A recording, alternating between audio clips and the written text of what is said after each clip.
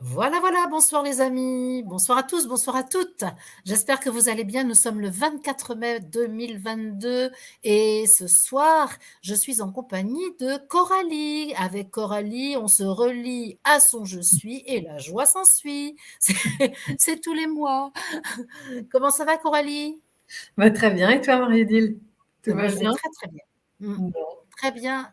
Je mène une vie heureuse qui me plaît, qui me oui, convient, donc ça va bien. Et puis je salue Élodie qui est avec nous et qui s'occupe de la gestion du chat. Je te fais apparaître, Élodie. Attention, attention. un petit Tac, tac, tac. coucou. Voilà. Avec ta polaire, tes deux polaires. Ils Qu'est-ce doivent qu'on faire. va... J'accueille un charmant virus encore un peu. Je les aime bien, les virus, moi, donc je les accueille dans mon corps. Je D'accord, les ai transmutés. d'accord. Bah, écoute, bon courage à toi, ouais. Transmute. Voilà. Et puis je dis bonsoir à tous ceux qui nous rejoignent et qui sont prêts pour l'émission. Alors, Coralie, je te laisse Oui. lancer l'affaire. Alors, ça fait plusieurs émissions dont on parle du thème de l'alimentation, la nourriture, un thème que beaucoup souhaitent entendre développer. Et bah, écoute, comme on est toutes les deux concernées, puisqu'on a connu le surpoids et un retour à un certain équilibre, on va pouvoir en parler ensemble ce soir, on va pouvoir témoigner.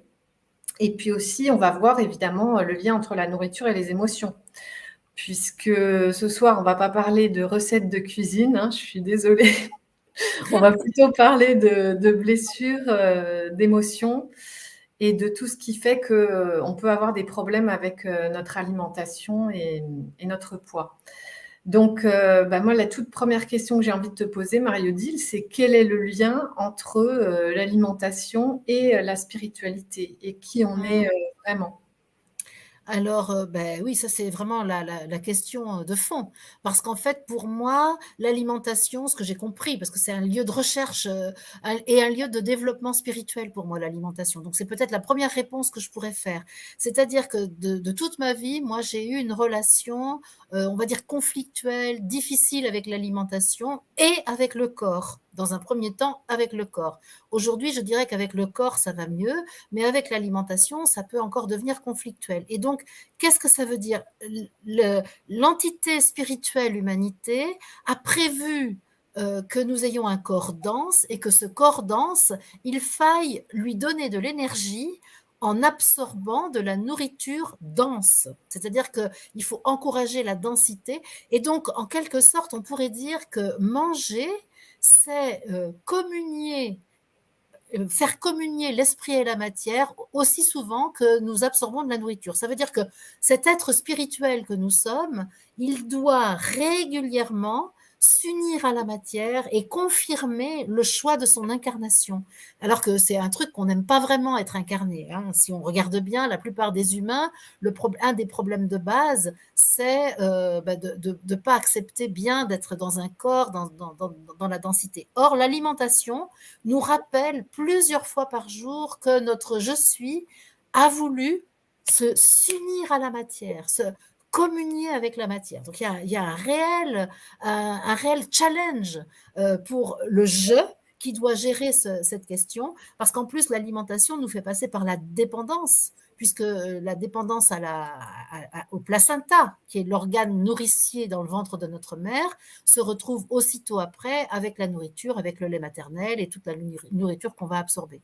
Donc ça, c'est quand même la base de l'incarnation. Ouais. Et alors, tu m'as envoyé plein de documents. Je ne sais pas s'ils seront à disposition dans l'espace description de la vidéo ou peut-être ils sont sur ton site.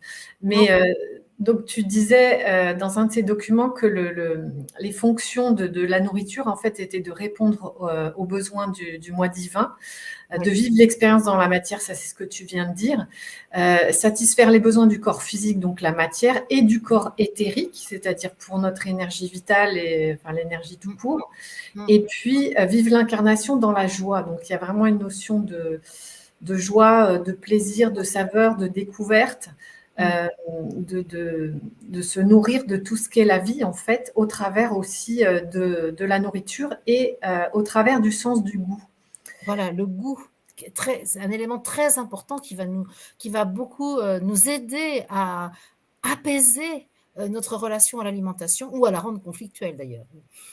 Ouais, et par rapport à tous ceux qui ont perdu le goût, avec le covid notamment, chacun il y a Anne qui témoignait dans ton dernier regard de vérité là-dessus, toutes les prises de conscience qu'elle avait eues par rapport à la perte de ce sens-là, par Oui. rapport à l'envie en fait, avoir envie de se lever le matin, avoir envie de créer, d'être en relation, et cetera.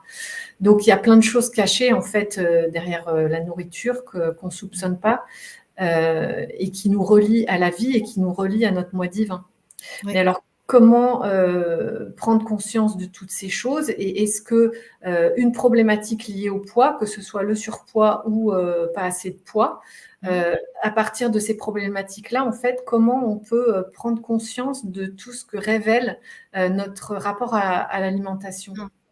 Bah, je vais biaiser un petit peu avant de te répondre parce qu'il y a quelque chose que je veux dire ce soir pour qu'il y ait pas de qu'il y ait le minimum de frustration. C'est-à-dire que dans nos propos ce soir, enfin, je sais pas pour toi Coralie, mais en tout cas pour moi c'est clair, il n'y aura pas de, conseil de manger, un certain nombre de fois par jour, une certaine nature d'aliments. C'est pas ça la question. C'est vraiment pas de ça dont il est question. Il y a plein de gens qui font ça très, très bien. Après il y a différentes écoles, du cru, du cuit, du machin, du sans machin, du avec ceci. Bon, ça, c'est pas ça la question. Nous, ce qui va nous intéresser ce soir, c'est la conscience qu'on met dans l'alimentation et c'est la relation que le je établit avec la nourriture. Ça me paraît important. Et de ce fait, j'ai oublié ta question. J'ai oublié ta question. J'espère que toi, tu t'en souviens. Oui, en fait, par rapport aux problématiques de Ah oui. surpoids, de pas assez de poids, de Mm. maigreur, comment est-ce que comment les aborder pour que ça nous aide à prendre conscience de Voilà. notre rapport à l'alimentation et prendre conscience de nos vrais besoins?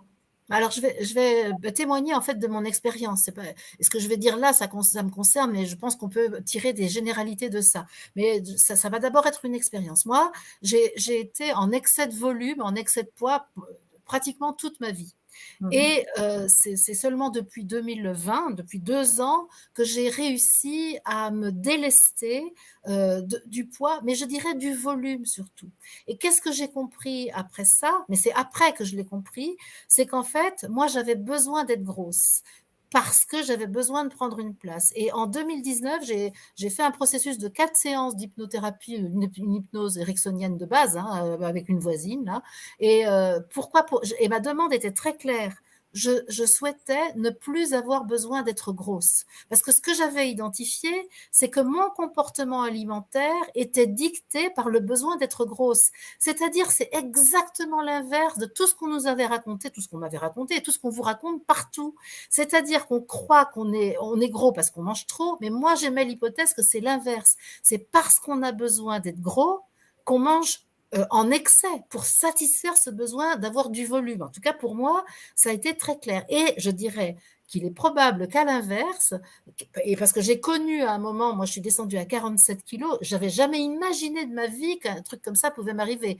Et j'étais effectivement maigre et je faisais déjà des vidéos à l'époque. Et quand tu as une copine qui m'a dit, ah mais j'ai une copine qui voulait te regarder en vidéo, elle a dit, oh ben non, elle est vraiment trop maigre. Et là je me suis dit, oh, c'est possible qu'on dise ça de moi. Et là tout à coup, j'ai vu comment, alors que maintenant j'avais ma place, eh ben, il y avait une autre tendance qui était celle de vouloir un peu m'effacer. Tu vois, c'est absolument faux, hein. C'est-à-dire que j'ai compris que mon rapport à l'alimentation, il était étroitement lié à la place spirituelle, et je dis bien spirituelle, que j'occupe, eu égard à l'engagement que j'ai pris avec moi-même en me manifestant et en m'incarnant sur la terre. Voilà. Et Mmh. ça y est, là, je m'échauffe. Donc, je pense que c'est ça, l'histoire du volume dépend, le volume du corps, me semble-t-il, compense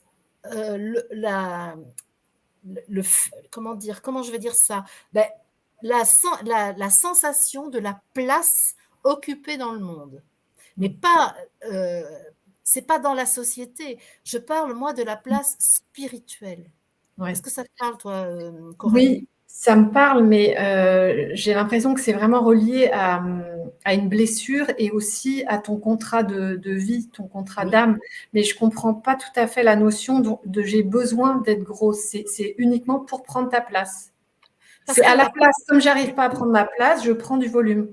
exactement. Donc ça, c'est parce que en fait, la nourriture, notre rapport à la nourriture, il est complètement déterminé par nos blessures.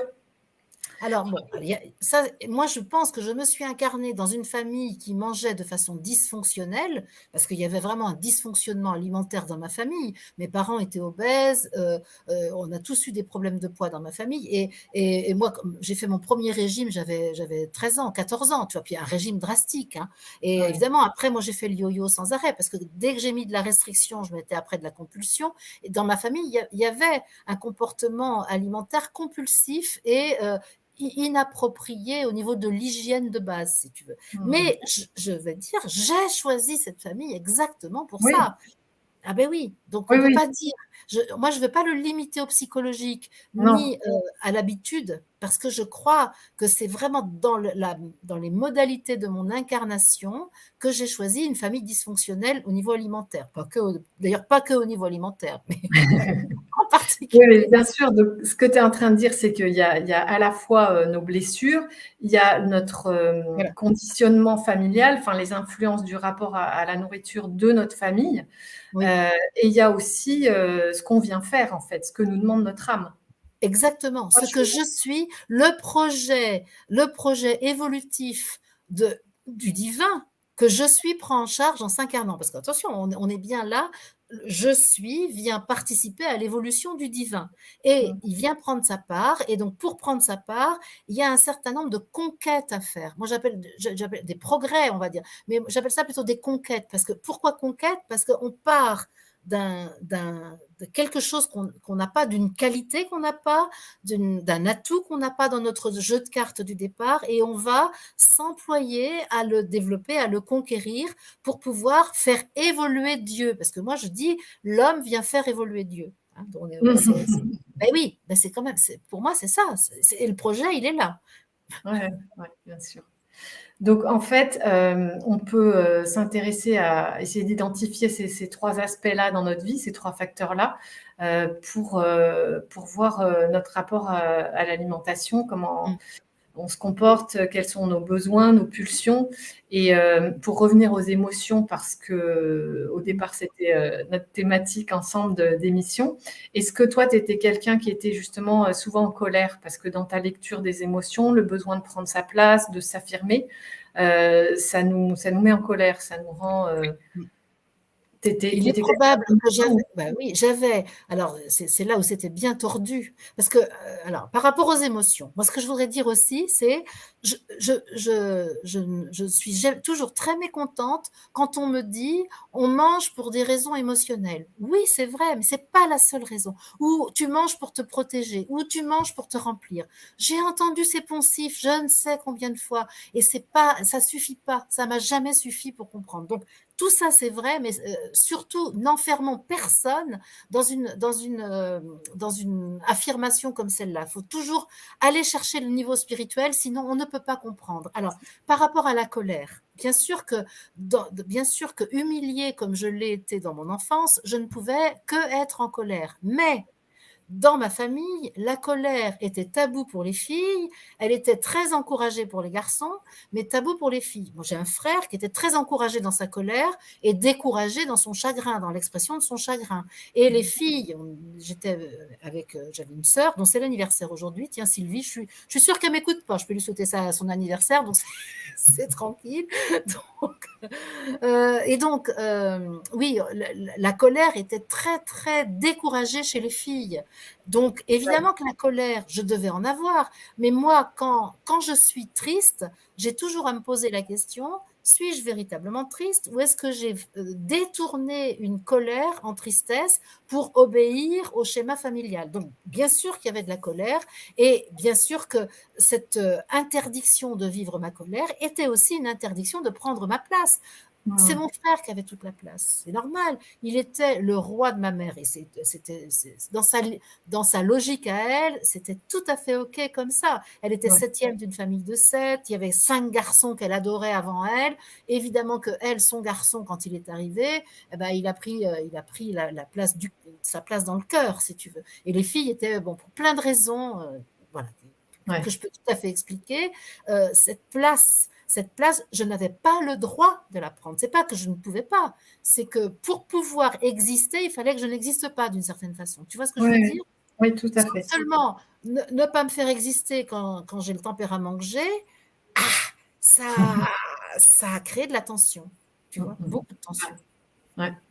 Mais c'est souvent le cas, hein, dans les familles quand il y a un garçon, une fille ou un garçon, 2 filles, ou 2 garçons, la maman, en général, le cœur, il va très souvent, vers son garçon. Enfin ça, c'est un autre problème, psy. Mais alors moi, ce qui m'intéresse, c'est de savoir donc, comment, arriver à faire sa carte pour repérer, bah, quelles sont mes blessures, quelles sont les émotions correspondantes, et puis qu'est-ce que veut mon âme, parce que c'est ça en fait que les gens veulent savoir pour trouver un équilibre Mmh. dans leur rapport à l'alimentation.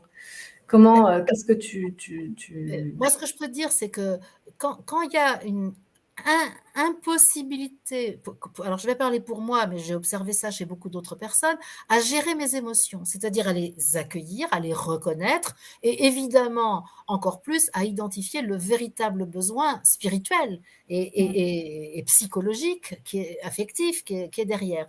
Eh bien, qu'est-ce qui se passe? Il se met en place alors, pour certaines personnes, un comportement stéréotypé liées à l'alimentation. C'est-à-dire mmh, que chez moi, par exemple, puisque j'ai tendance à répondre à toutes mes douleurs émotionnelles par une prise de nourriture, que je sois triste, en colère, que j'ai peur ou que je sois euphorique, ben, la réponse stéréotypée, ça va être de manger. Alors que quelqu'un qui, par exemple, a une difficulté inverse à la mienne et qui va donc se couper l'appétit en cas d'émotion, ben à l'inverse, c'est une personne qui va devenir plutôt, qui va s'abstenir de nourriture dès qu'elle est en phénomène émotionnel, tu vois. mmh, Donc c'est pour ça que souvent l'alimentation, je dirais, est une réponse non spécifique aux besoins psychiques et spirituels de la personne. Et donc, ça veut dire que l'alimentation est la réponse stéréotypée à une difficulté émotionnelle traversée par une personne. Et c'est très souvent, c'est pas toujours le cas, mais ça peut être très souvent ça. C'est pourquoi on peut dire qu'on mange pour des raisons émotionnelles, parce mmh, que on va, mais c'est pas pour se remplir. C'est ça qu'il faut comprendre. mmh, C'est, bah, ça peut être pour se faire mal, ça peut être pour s'anesthésier, mais en tout cas, c'est pour faire diversion de ce qui se passe avec ce qui se passe à l'intérieur de soi. mmh, C'est-à-dire que ce qui se passe à l'intérieur de moi est douloureux, difficile, je crois que je ne vais pas le supporter, ben, qu'est-ce que je fais? Je vais chercher quelque chose à l'extérieur et puis je vais m'intéresser à une ressource extérieure qui va me divertir de ce qui se passe à l'intérieur. Et en plus, si je peux avoir un plaisir en bouche, je vais avoir l'impression de prendre un antalgique, je vais avoir mmh, l'impression de prendre quelque chose qui adoucit ma douleur. Et puis, je vais chercher quelque chose avec mon alimentation. Je vais constater que je ne le trouve pas, parce qu'en fait, le plaisir que j'ai en bouche, ben, dès que j'arrête de manger, je ne l'ai plus, et après j'ai les désagréments. Donc je vais continuer à manger, parce que je vais chercher quelque chose. Ce bonheur, ce plaisir que je cherche, je ne vais pas le trouver, et donc je vais pouvoir continuer à manger. Et c'est pour ça que mmh. la personne ne va pas écouter sa faim, mais va chercher quelque chose. L'outre-mangeur est un chercheur, en fait. Je sais pas si Mmh. Si, si, si, si. Mais par exemple, peut-être que ce soir, dans les gens qui nous regardent, il y a beaucoup de gens qui ont fait des régimes ou qui ont vu des nutritionnistes. Et je pense qu'aujourd'hui, moi, j'en ai jamais vu, mais les nutritionnistes, ils doivent quand même parler un peu des émotions. Est-ce que tu penses que justement, ça sert à quelque chose de faire un régime ou de voir un nutritionniste ou de travailler sur ses émotions si on n'a pas en même temps la recherche de qui on est vraiment et de se relier à je suis, donc par forcément le ressenti, puisqu'il n'y a que comme ça. enfin, je veux dire, on peut en parler, on peut le décrire, mais ça reste au niveau mental, quoi. Ça reste théorique, alors que quand on le ressent, là, on peut pas ne pas j'allais dire le voir. C'est pas avec les yeux, mais avec la conscience intérieure. Tu vois ce que je veux dire? Est-ce que tu crois que on peut arriver à trouver un équilibre sans faire les deux en parallèle, ou Alors, pour même un moi, seul? Ouais. Pour moi, évidemment, il y a plein de ta question est vraiment une porte ouverte vers l'essentiel de notre émission de ce soir. Pourquoi? Parce que le problème de la relation à l'alimentation, c'est que souvent, il est pas abordé frontalement, il est abordé par rapport à des questions d'esthétique ou de santé du corps. Et que donc, on va pas trop s'occuper de la relation à l'alimentation, on va vouloir traiter un symptôme d'obésité, de surpoids, ou au contraire de sous-poids, ou bien de diabète, etc. Et donc, à ce moment-là, on va pas trop s'occuper de ce qui se passe dans la conscience avec l'alimentation. Et qu'est-ce qu'on va faire? On va avoir recours à une dictature du mental et on va faire ce qu'on appelle une restriction cognitive. C'est-à-dire on va apprendre à ne plus du tout sentir ce dont on a besoin et on va apprendre à réciter par cœur une diète qui est écrite sur un papier avec, on va peser ses aliments, on va manger des haricots verts le midi et puis de la salade verte le soir, par exemple, hein, parce que diététiquement, c'est ça qui va permettre de réduire le symptôme qui est venu amener la personne à la consultation. Ça, c'est la réponse médicale de base pour la plupart des personnes. Parce que c'est comme ça qu'en France, on traite la maladie, c'est significatif. Oui. Il y a heureusement, il y a un courant aujourd'hui de nutrition et de diététique qui est basé sur l'écoute du ressenti. Et moi, j'ai eu la chance de me retrouver entre les mains avec un livre d'un nutritionniste que je conseille véritablement, qui s'appelle Jean-Philippe Zermati, et qui, lui, justement, avec un psycho qui s'appelle Gérard Apfeldorfer, eh bien, les deux, ils ont mis en place une méthode de l'écoute du ressenti. Et ils ont surtout mis en place un protocole d'apprentissage, de rééducation de la relation à la nourriture en détricotant toutes les idées reçues sur l'alimentation, parce qu'il y a des aliments interdits et des aliments autorisés, par exemple. Et donc, ces nutritionnistes-là, moi, je me suis beaucoup inspirée d'eux, parce qu'évidemment, comme j'avais un gros problème avec l'alimentation, j'ai un gros problème avec l'alimentation, on ne va pas dire que c'est fini, hein, eh bien, je suis devenue une experte, tu t'imagines bien. J'ai fait toutes les bêtises possibles et imaginables. Je me suis affamée, j'ai fait des régimes dissociés, j'ai fait des régimes hyperprotéinés, j'ai bouffé des protéines. Mon obsession, c'était de maigrir, donc j'ai fait toutes les bêtises. Donc évidemment, j'ai fait le yo-yo, c'est logique, puisque je perdais du poids, mais comme j'étais en restriction cognitive, c'était très violent.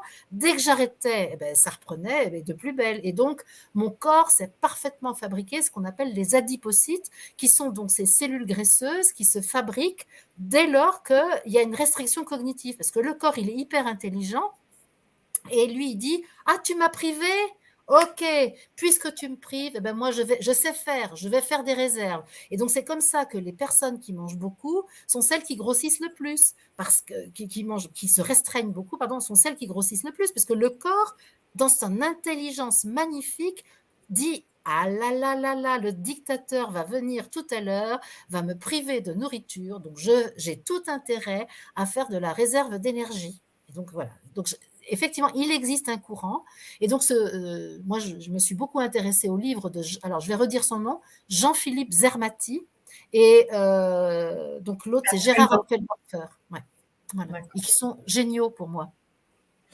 Et alors, est-ce que tu penses, parce que je disais que c'est deux choses à faire en parallèle, tant la connaissance de soi, de ses émotions, une hygiène alimentaire, le ressenti, et si on prend que le ressenti, par exemple, les gens qui ne font que écouter Mario Dill tous les soirs dans des guidances, et qui donc de plus en plus laissent de la place à leur je suis, parce qu'ils mettent leur conscience dessus tous les jours, parce qu'ils ressentent des choses, est-ce que tu penses que ça peut suffire pour trouver un équilibre? Ben, Juste ça. Pour moi, c'est une clé super, mais ça, moi, je vois bien que ça me suffit pas. Quand j'ai un pot de purée de sésame à côté de moi, j'ai beau apprendre mon ressenti, savoir que je n'ai pas besoin d'énergie pour mon corps, il y a quelque chose, tu vois, il y a ma main là, qui va dans le pot, mais c'est incroyable. Mais je vais te dire, c'est un truc, je me vois faire, je me sens coupable et puis je vais quand même, tu vois. Ça veut dire que là, c'est un comportement extrêmement névrotique. Et Ouais, avec l'alimentation, force est de constater que le comportement névrotique peut revenir très très vite chez moi parce ouais. que ah, quelque chose n'est pas réglé, je pense, dans... Alors, ben ça, je fais l'exercice en direct là, hein. Qu'est-ce qui n'est pas réglé? Ah, alors si j'écoute bien, hein, si j'écoute bien quand même, hein, eh bien, ce que j'entends, c'est, je suis me dit, mais tu n'aimes pas vraiment ce corps, tu n'aimes pas ce ventre. Mmh. Tu n'aimes pas ce ventre, tu n'aimes pas les intestins, tu n'aimes pas avoir à digérer la nourriture. Et donc, quelque chose là t'oblige à digérer la nourriture en permanence parce que humainement, tu as décidé que cela était mal. Voilà ce qu'on me dit là sur cette affaire. C'est une croyance ou c'est une vision intérieure, une perception? Je pense que c'est très lié, pour moi, hein, alors là, vraiment, ça n'est que pour moi ce que je raconte là, mais chacun sentira s'il est concerné ou pas. Pour moi, c'est lié à l'histoire du péché originel. Il y a quelque chose de la faute. C'est-à-dire que chez moi, c'est pas compliqué. J'ai honte quand j'ai faim et je me sens coupable quand j'ai mangé. Donc c'est quand même, c'est pratique comme truc, tu vois un peu, hein. J'ai honte quand j'ai faim. C'est-à-dire ce dont j'ai honte, c'est ce péché originel, c'est cette attirance pour la matière, cette attirance pour la jouissance, cette attirance pour le corps. Alors comme ça me domine, je le déteste d'une certaine manière. J'exagère, je grossis le trait, mais je le déteste. Mais comme ça me domine, donc je vais quand même chercher ce plaisir. Et résultat, une fois que j'ai mangé, je me sens coupable. Ouais. Donc ça, c'est ce qu'il y a de... Et de temps en temps, j'arrive à calmer les choses. De temps en temps, je vois bien que je m'apaise et de ce fait, aussitôt que ça c'est fait, c'est fini, ma relation à l'alimentation s'apaise. Mais quand je recommence à être dans ce système, ma relation à l'alimentation redevient compulsive. Et alors là, avec ce que vient de te dire Je suis, parce que toi, tu es en ligne directe, il n'y a pas d'intermédiaire, est-ce que comment tu peux fixer ça dans ta conscience pour que ça soit durable, que tu puisses agir? Alors, Et qu'est-ce que tu peux faire au quotidien pour aimer ton ventre, aimer tes intestins, aimer digérer, oublier la faute, oublier le péché? eh bien, comme là, je suis dans un processus actuellement, à titre personnel, dans mon évolution de conscience, de me défaire, de mon arbre généalogique. Je suis en train de tomber de mon arbre là, tu vois? Pour redevenir vraiment un Melchisédek, hein. Donc Mmh. c'est vraiment ça que je suis en train de faire actuellement et donc ce que j'ai à faire, c'est à ne plus me comporter, à l'identique de ce que j'ai modélisé quand j'étais humaine dans ma famille, c'est-à-dire manger pour toutes sortes de choses sauf satisfaire mon besoin d'énergie. Parce que je rappelle quand même, je ne l'ai peut-être pas dit au début, mais la seule raison qui est valable pour manger, c'est le besoin en énergie pour le corps. Tout le reste, c'est autre chose. Ça peut être mais ça ne veut pas dire que c'est mal, mais c'est pas une réponse appropriée. Si je mange pour autre chose que donner de l'énergie à mon corps, c'est que j'ai un comportement inapproprié par rapport à mon besoin. C'est-à-dire que je laisse en jachère mon besoin psychologique ou spirituel et je crée un désagrément à mon corps qui est obligé de digérer quelque chose alors qu'il a justement pas besoin de nourriture. Donc ça, c'est pour dire ça. Donc qu'est-ce que je peux faire? Ça veut dire que la seule chose que j'ai à faire, c'est à défaire le comportement familial dans ma manière de faire. Et donc, je vois très bien ce que je dois faire parce que je ne comprenais pas pourquoi, depuis 4 jours, je n'arrête pas d'entendre parler de respiration. Et ça me gave, les exercices de respiration. Si tu savais comme ça me gave, tout ce qui est exercice de discipline, ça me convient pas, ça me gave. Mais justement, c'est Intéressant. ça. Et, ben, voilà. En m'entendant le dire, je comprends ce que je suis en train de dire. C'est-à-dire que là, l'exercice que je vais faire, là, maintenant, à partir de maintenant, de ce soir, c'est, avant toute prise alimentaire, je vais prendre soin de respirer consciemment au moins une fois. C'est pas la peine de m'en aller pour sur 3 fois, 10 fois, une fois. Mmh. Un inspire et un expire pour dire: «Je suis, je suis». Mmh. Et ça me donne des frissons, donc je sais que c'est ça. Donc ça veut dire, je dois c'est pas je vais pas me restreindre de manger, mais avant de manger, je vais me souvenir que je ne suis pas la fille de Jacques et Germaine Sanso, que je Mmh. suis un Melchisédek, que je suis un être spirituel et que je suis d'accord pour être incarné, parce que d'ailleurs la preuve, je vais manger, mais avant de me nourrir de matière, je vais d'abord me comporter en Dieu. Je vais me comporter en être divin et en être divin manifesté sur la terre, incarné, et qui va donc manger et non pas se priver de nourriture, parce que j'ai tendance à me priver de nourriture. Est-ce que Mmh. j'ai répondu à ta question, Coralie? Oui, oui, oui, tout à fait. Et, et ça me fait penser qu'on en parlait avec Élodie avant. Finalement, par rapport à nos blessures, tu as déjà travaillé plein de choses, tu as étudié tout ça, tu as fait des régimes, tu t'es relié.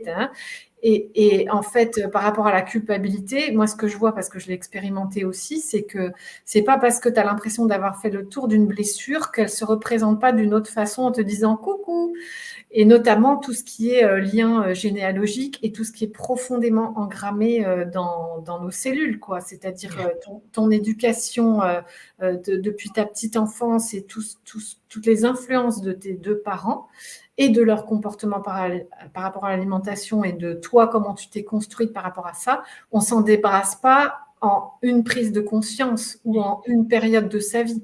Jamais, mais on s'en débarrasse jamais.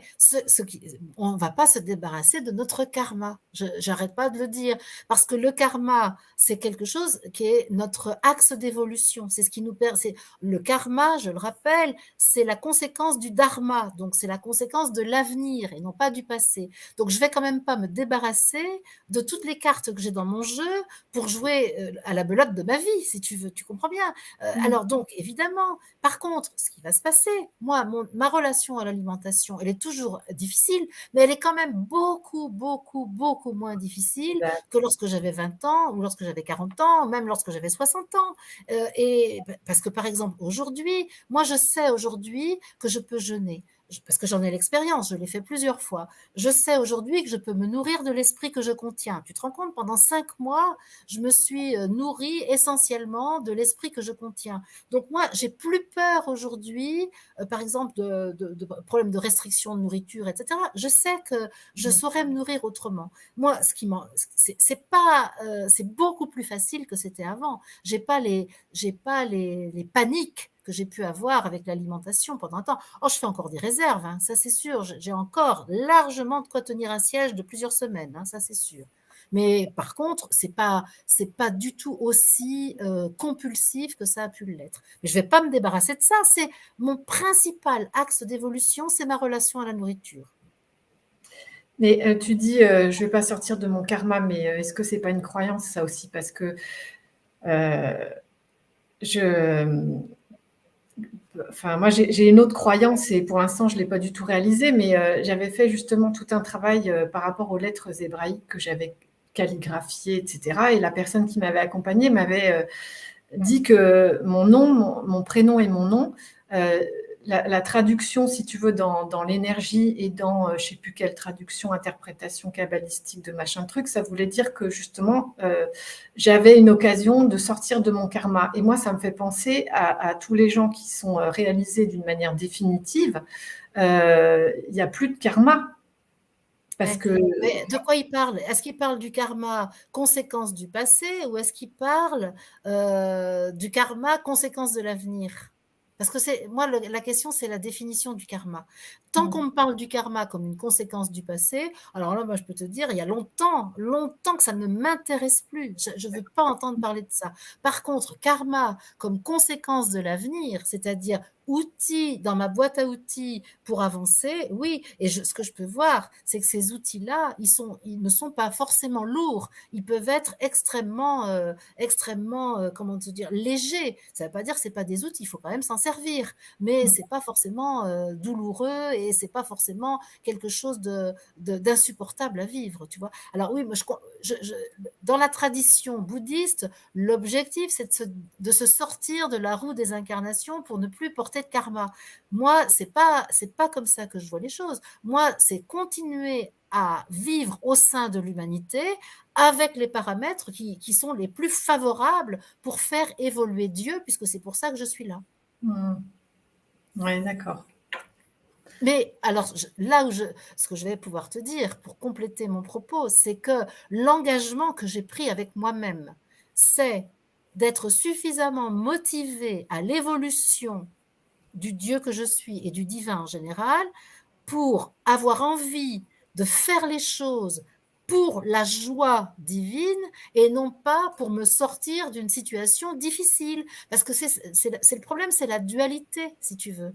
C'est-à-dire que dans l'état actuel des choses, l'humanité n'arrive à avancer que parce qu'elle a envie de se sortir des situations scabreuses dans lesquelles elle s'est mise. Mais ça, moi, je n'en veux plus de ça. Tu comprends? Ça, c'est vrai que moi, mon engagement, c'est la motivation à avancer vient de la joie de mon objectif et non pas de la nécessité de sortir de la souffrance. Voilà, ça oui. Je comprends. Mais ce qu'on peut peut-être préciser aussi, c'est que karma n'est pas destin. Et quand tu vois l'histoire de Jésus, c'est pas parce qu'il était totalement réalisé qu'il n'a pas vécu ce qu'il venait vivre. Et que ça s'est fini sur la croix, mais avec aussi la résurrection. Je vais revenir sur la question précédente, Élodie, si tu veux bien. Voilà, les conséquences de notre naissance sont bien un karma. Pour moi, pas du tout, justement. C'est un karma dans le sens où ce sont des paramètres qui sont liés à notre dharma, c'est-à-dire à ce que nous venons accomplir. C'est-à-dire que c'est vraiment au regard du projet que nous avons et non pas au regard du passé que nous avons eu. Et nous choisissons notre famille, les conditions de notre naissance, non pas à cause de notre passé, mais à cause de notre projet évolutif, donc du dharma. Mais est-ce que c'est pas les deux? Est-ce que c'est pas le karma et le dharma qu'on choisit? Parce qu'avec ta famille, tu vas pouvoir revivre tout ce que tu n'as pas compris avant, avec d'autres perspectives, dans d'autres circonstances, pour pouvoir l'aimer. Je vais dire comme ma copine Coralie, c'est pas une petite croyance?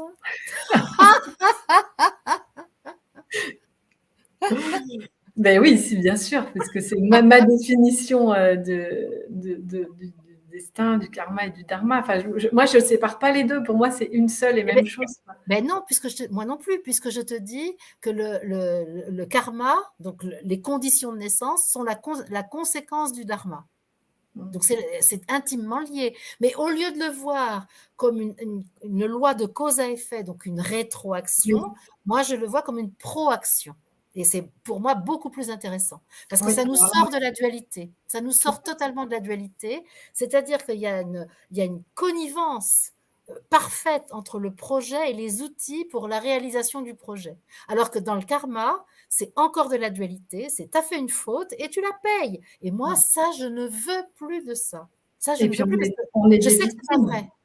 Pardon. Dans le karma, on est des victimes, alors que Absolument. du point de vue du dharma, ça nous remet en lien avec notre pouvoir intérieur, notre pouvoir sur nous-mêmes. Exactement. Exactement. Ouais.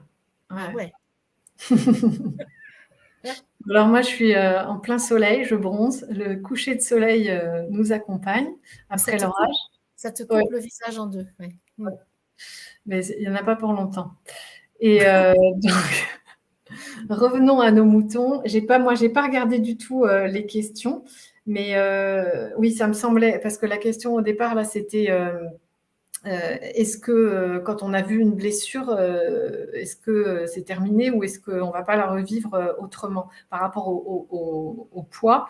Et évidemment que c'est pas parce qu'on a trouvé à un moment donné une solution, un équilibre, qu'on n'est pas qu'on va jamais rester, ou qu'on va rester toute notre vie dans cet équilibre. Ça dépend de tout ce que l'on vit et tout ce que l'on a encore à explorer, quoi, à expérimenter.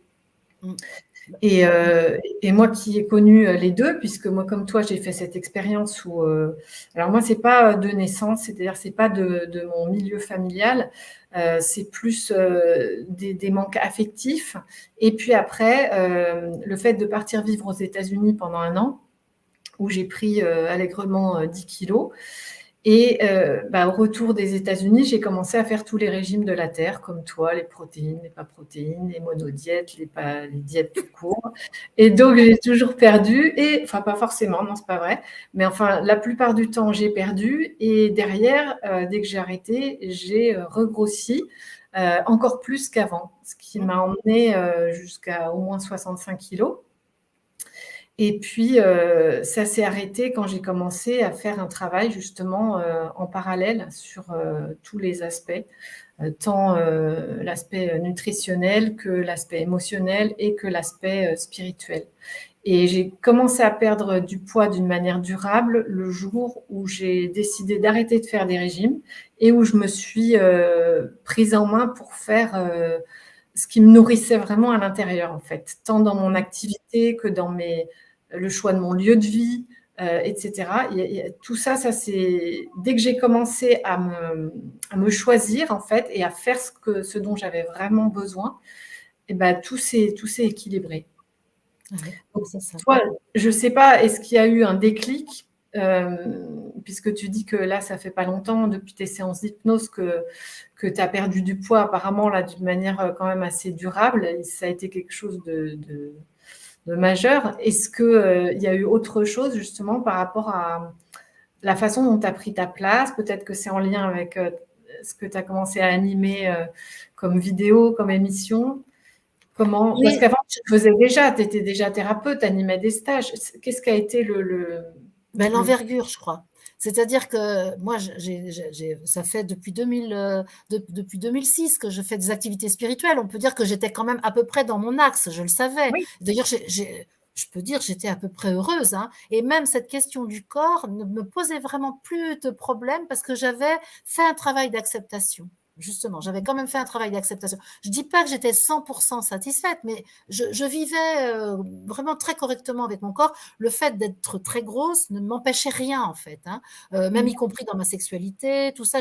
Il y avait vraiment, j'avais aucun empêchement du fait de l'obésité, du fait d'un corps trop gros. Donc c'était pas la question, et j'étais assez alignée, mon canal était ouvert, tout ça, ça allait bien, et je pouvais observer cette grosseur sans être très affectée. Je suis capable de me mentir aussi, hein, de me faire croire que les choses vont bien alors que c'est pas vrai. Mais quand même, dans l'ensemble, je peux dire que ça allait. Et ce qui s'est passé, c'est qu'en 2019, effectivement, j'ai commencé à faire des activités spirituelles de plus grande envergure, c'est-à-dire de travailler avec un public plus large, et donc plus le public devenait large, moins j'avais besoin d'être large. Et je pense que c'est ce qui s'est passé. Mais c'est pas venu comme ça spontanément. Comment ça s'est passé? Comme je ne voulais pas entendre cette invitation à l'envergure, bien sûr, ça s'est pas mis en place du jour au lendemain. Eh bien, pour pouvoir prendre la décision de perdre le volume, qui était quand même conséquent, eh ben, j'ai commencé par avoir une douleur. Donc c'est là où c'est ça, ce dispositif que j'aimerais bien arrêter, c'est-à-dire passer par quelque chose de douloureux pour pouvoir se sortir d'une situation qui est insatisfaisante. Mais là, c'était encore le cas. Et là, il se trouve que j'avais une douleur assez vive à la rate et au pancréas. Et donc, un soir, c'était très douloureux. Un soir, je regarde sur Internet comment on soigne le phénomène. Et là, je vois sur Internet que quand on a une pancréatite à l'hôpital, ils te font rentrer puis ils te font jeûner. Alors, je dis, ah, mais il faudrait que je jeûne. Ah, mais là, pas question de jeûner, parce que ça faisait mon dernier jeûne, ça datait de 2010, et là on était en 2019. Et je m'étais dit, après le jeûne de 2010, il n'est plus question de jeûner, parce que j'avais été fatiguée, pas contente, j'étais en restriction, j'étais pas contente. Je me dis, bon, ben, non, le jeûne, c'est encore de la restriction cognitive, donc on va pas faire ça. J'avais fait d'autres méthodes, la méthode Zermati, etc., pour reprendre conscience de mon alimentation. Et là, je me dis, il faut jeûner. Bon, je m'endors là-dessus. Le lendemain matin, jeûne. Parce que le matin, c'est quand même un moment précieux pour entendre les messages de je suis. Et là, j'entends jeûne. Oh bah, je dis après tout, je peux bien aujourd'hui, je vais essayer aujourd'hui, je vais faire un jeûne d'1 jour, pas trop violente la fille avec elle-même, hein. Donc bah, j'y vais et bah, effectivement, je vois bien ça et le lendemain, j'essaye de manger parce qu'il me restait du riz et de la sauce tomate et il était pas question de jeter, hein, parce que ça fait partie de la problématique aussi et je mets l'aliment en bouche et c'était amer, c'était pas bon. Bah, là, c'était une expérience nouvelle pour moi et donc j'ai décidé de poursuivre le jeûne et finalement, j'ai poursuivi ce jeûne pendant 28 jours avec pas un jeûne strict, hein, j'avais quand même du jus de fruits et du bouillon de légumes, mais je l'ai vraiment très bien vécu sans trop de difficultés. Et au bout de 28 jours, eh bien, j'avais perdu quand même pas mal de poids parce que là, j'étais quand même en restriction très forte. Et là, j'entends à l'intérieur de moi, il faut rompre le jeûne. Ah, super, il faut rompre le jeûne. Youpi, youpi tralala, sauf que j'entends, bah, tu romps le jeûne comme tu veux. Soit tu reprends de la nourriture solide, soit tu te mets à te nourrir de l'esprit que tu es. Comment ça? Comment ça? Et là, je me dis, bah, c'est pas trop mon truc, hein. Je m'étais dit, bon, j'ai fait quand même tout un travail avec l'argent, le détachement de l'argent. J'ai fait quand même tout un travail avec le détachement de la sexualité. Je me suis dit, bon, le troisième paramètre, tu sais, qui te permet de voir un peu où t'en es dans l'incarnation, l'alimentation, je me suis dit, bon, on va me foutre la paix avec celui-là quand même. Je suis assez bonne sur les deux autres. Allez, eh ben, pas du tout. Et donc, bah, j'ai entrepris effectivement de me nourrir de l'esprit pendant, ben, ça a duré 5 mois. Puis après, j'étais vraiment trop frustrée. Et donc, C'est-à-dire que tu mangeais plus ou enfin, tu mangeais plus de on nourriture, va dire très, très, très, très peu. J'avais calculé que j'étais à peu près à moins de 100 calories par jour. Donc, un peu de jus, un peu de bouillon encore. Mais surtout, je respirais beaucoup et j'étais dans une conscience très, très forte, en fait, de l'esprit que je contiens pour métaboliser l'esprit qui est dans le noyau de mes cellules. d'accord. Donc 5 mois comme ça Voilà. et ça a donné quoi? Et ben ça a donné, beh, beaucoup de bonheur pour moi parce que je me suis délestée, je pense que j'ai perdu à peu près 40 kilos donc c'était quand même, c'était D'accord, intéressant pour moi, hein ouais. et je l'ai fait sans souffrir. Et je me rendais compte, je me rappelle un jour, j'étais partie faire une conférence en Corse et les gens qui m'accueillaient ont commencé à avoir peur pour moi du fait que je ne mangeais pas de solide. Puis alors là, affolement. Puis en Corse, la nourriture, c'est important, tu vois. Et bien là, ce jour-là, j'ai eu un vertige. Je ne me suis pas évanouie, mais j'ai eu un vertige. J'ai dû manger et j'ai compris que j'absorbais la peur des autres. À mon propos, que ça venait percuter ma propre peur, par exemple, hein. Donc Mmh. l'expérience a été vraiment intéressante et progressivement, j'ai recommencé à manger parce que j'étais frustrée. Je me rappelle, j'ai mangé juste au moment où le confinement a commencé, parce qu'une copine m'avait donné des asperges et ça, là, les asperges, c'est pas, je peux pas résister à une botte d'asperges. Et donc ça a été le début, si tu veux, de reprendre de la nourriture. Mais Et je pour l'ai prendre du poids ou pas? J'ai pas vraiment repris de poids, non. C'est D'accord, après. Ah, j'ai repris du poids après. J'ai repris, mais bon, là, c'était pas plus mal que j'en reprenne un peu parce que j'étais quand même arrivée à bon, j'étais quand même parce que là aussi, ça m'embêtait. C'est que j'ai pas réussi à trouver, le moment de l'équilibre, si tu veux, où je perdais plus de poids. Je continuais à perdre du poids. d'accord. Mmh. Et Par alors contre oui? Ouais, bon, par contre, génial au niveau du sommeil, beaucoup moins besoin de sommeil. La peau est devenue magnifique. J'avais plus besoin de me laver les cheveux. Il y avait vraiment plein de choses magnifiques. Alors, c'est surtout, alors là, le gros apprentissage, c'est que ça a totalement transformé ma relation à la nourriture. Et la relation à la nourriture, c'est pas seulement ce que je mets dans l'assiette et ce que je mets dans la bouche. Moi, j'avais un potager. Donc, je passais énormément de temps à cultiver mon jardin. Je passais énormément de temps à faire des conserves. Je passais énormément de temps à faire de la cuisine. J'avais une petite réputation en cuisine, Coralie. C'est qu'attention, quand on venait manger chez moi, tout le monde me disait, ah, c'est génial, c'est bon. Je faisais du pain, je faisais toutes sortes de choses, si tu et ça, je me suis rendu compte à quel point ça rythmait ma vie, ça donnait du sens à ma vie. Et quand j'ai cessé de me nourrir par le solide, eh bien, j'ai changé absolument tout ça. Et donc, par exemple, je n'ai plus de potager aujourd'hui, je ne fais plus de conserve et j'ai diminué la variété de ce que je mange d'une façon absolument étonnante. C'est-à-dire qu'avant, je mangeais très, très, très varié et aujourd'hui, je mange peu varié. Je mange toujours des choses saines, mais par contre, moi, ce qui n'est pas réglé, c'est la quantité. J'ai toujours encore envie d'avoir beaucoup, d'avoir trop même. Je peux dire trop. Et pendant cette période, alors qu'est-ce que tu as fait ta créativité? Tout ce que tu cuisinais pas et tout ce que tu jardinais pas, tu faisais quoi de toute J'ai cette quand même énergie? pas mal cuisiné pour les autres, hein. Je cuisinais quand même pour les autres de temps en temps. Oui, oui, oui. À chaque fois qu'il venait Oh, quelqu'un chez moi, je cuisinais pour les autres. Parce que c'était une façon de me faire aimer, peut-être, hein, tout simplement. Mais ma créativité, bah, si tu veux, moi j'écris pas mal. Bah, dans le jardin, j'ai des fleurs. Bon, tu vois, David, ma réputation est toujours d'actualité. Mes carottes râpées sont divines, dit Miguel. Les tartes, ouais, ouais, ouais, ouais. Les tartes aux fruits rouges meringués, David, je vois, je vois. Ah oui, donc là, on rigole pas. Tarte aux fruits rouges meringuées, c'est pas Oui, gastronomie. mmh. D'accord. Oui, la créativité, moi je suis pas une très grande créative, mais par exemple, à l'époque, j'avais encore le temps, mais je tricote. J'adore tricoter. Donc, bah, tu vois, ça me suffit, moi. J'ai pas, je suis, la créativité, c'est bon. Moi, j'ai beaucoup, enfin, il me semble que ma créativité, c'est des idées. J'ai tout le temps plein d'idées pour faire des choses. Ceux qui me connaissent le savent, hein. Ils arrivent chez moi, en général, j'ai 3 idées à leur donner et puis ça continue. Donc, si tu veux, ça s'est pas arrêté, ça, au contraire, tu vois. D'accord. Mm. Et alors, puisque tu as parlé de ton expérience de 5 mois, est-ce que tu peux dire comment tu perçois le fait qu'il y ait autant de gens actuellement qui aient une aspiration pour le jeûne? Ouais, Et puis peut-être aussi un mot sur le jeûne dans les religions? ouais. Eh ben, bah oui, le jeûne, ce qui vraiment me semble prôné dans le jeûne, bon, c'est d'abord c'est au niveau de la santé. Et on dira que c'est très bien de mettre le corps au repos et donc qu'il ait abstinence de digestion.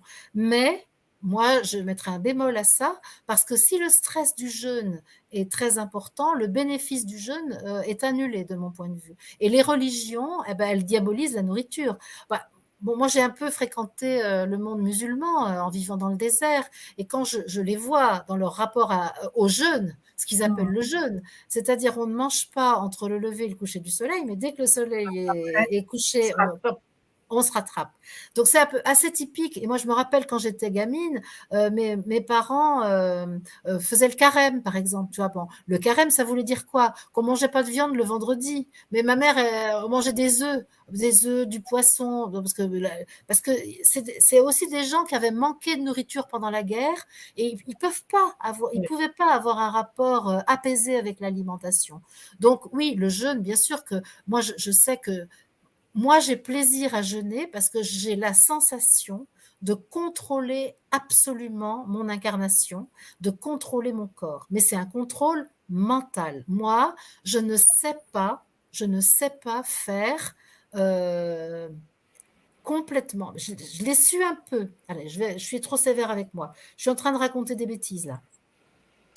Euh, Ça m'est difficile de trouver la bonne posture avec l'alimentation, qu'elle soit dans le jeûne ou dans sa consommation. Ce que je peux dire, c'est que, par exemple, pour Pâques, pour le carême, là, cette année, j'ai repris une alimentation uniquement liquide. C'est-à-dire, je me Mmh. suis abstenue de mastication.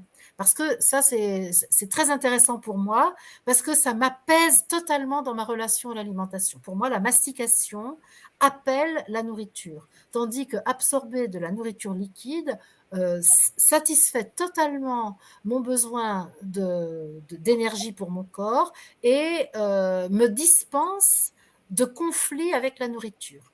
Donc, par exemple, là, je sais très très bien trouver la bonne posture. Donc, c'est pas un jeûne, mais c'est quand même quelque chose qui apaise totalement le corps. Donc, ça peut être intéressant. Et donc, ça m'est assez difficile de trouver la bonne posture, parce qu'il peut y avoir une jouissance au jeûne du fait que mon mental contrôle totalement ma manière de manger. Et mon mental, il adore ça. Est-ce que tu vois ce que je veux dire? Oui, oui, oui. Oui, il y a plein de pièges aussi là-dedans, mais je sais qu'il y a beaucoup de stages maintenant de retraite qui proposent un jeune où tu es accompagné, où tu as de la randonnée, où tu as des exercices, tu as du yoga, enfin, tu as plein d'autres choses. Mais oui, bien sûr qu'il y a des pièges aussi là-dedans, mais c'est une expérience. C'est avant tout une expérience.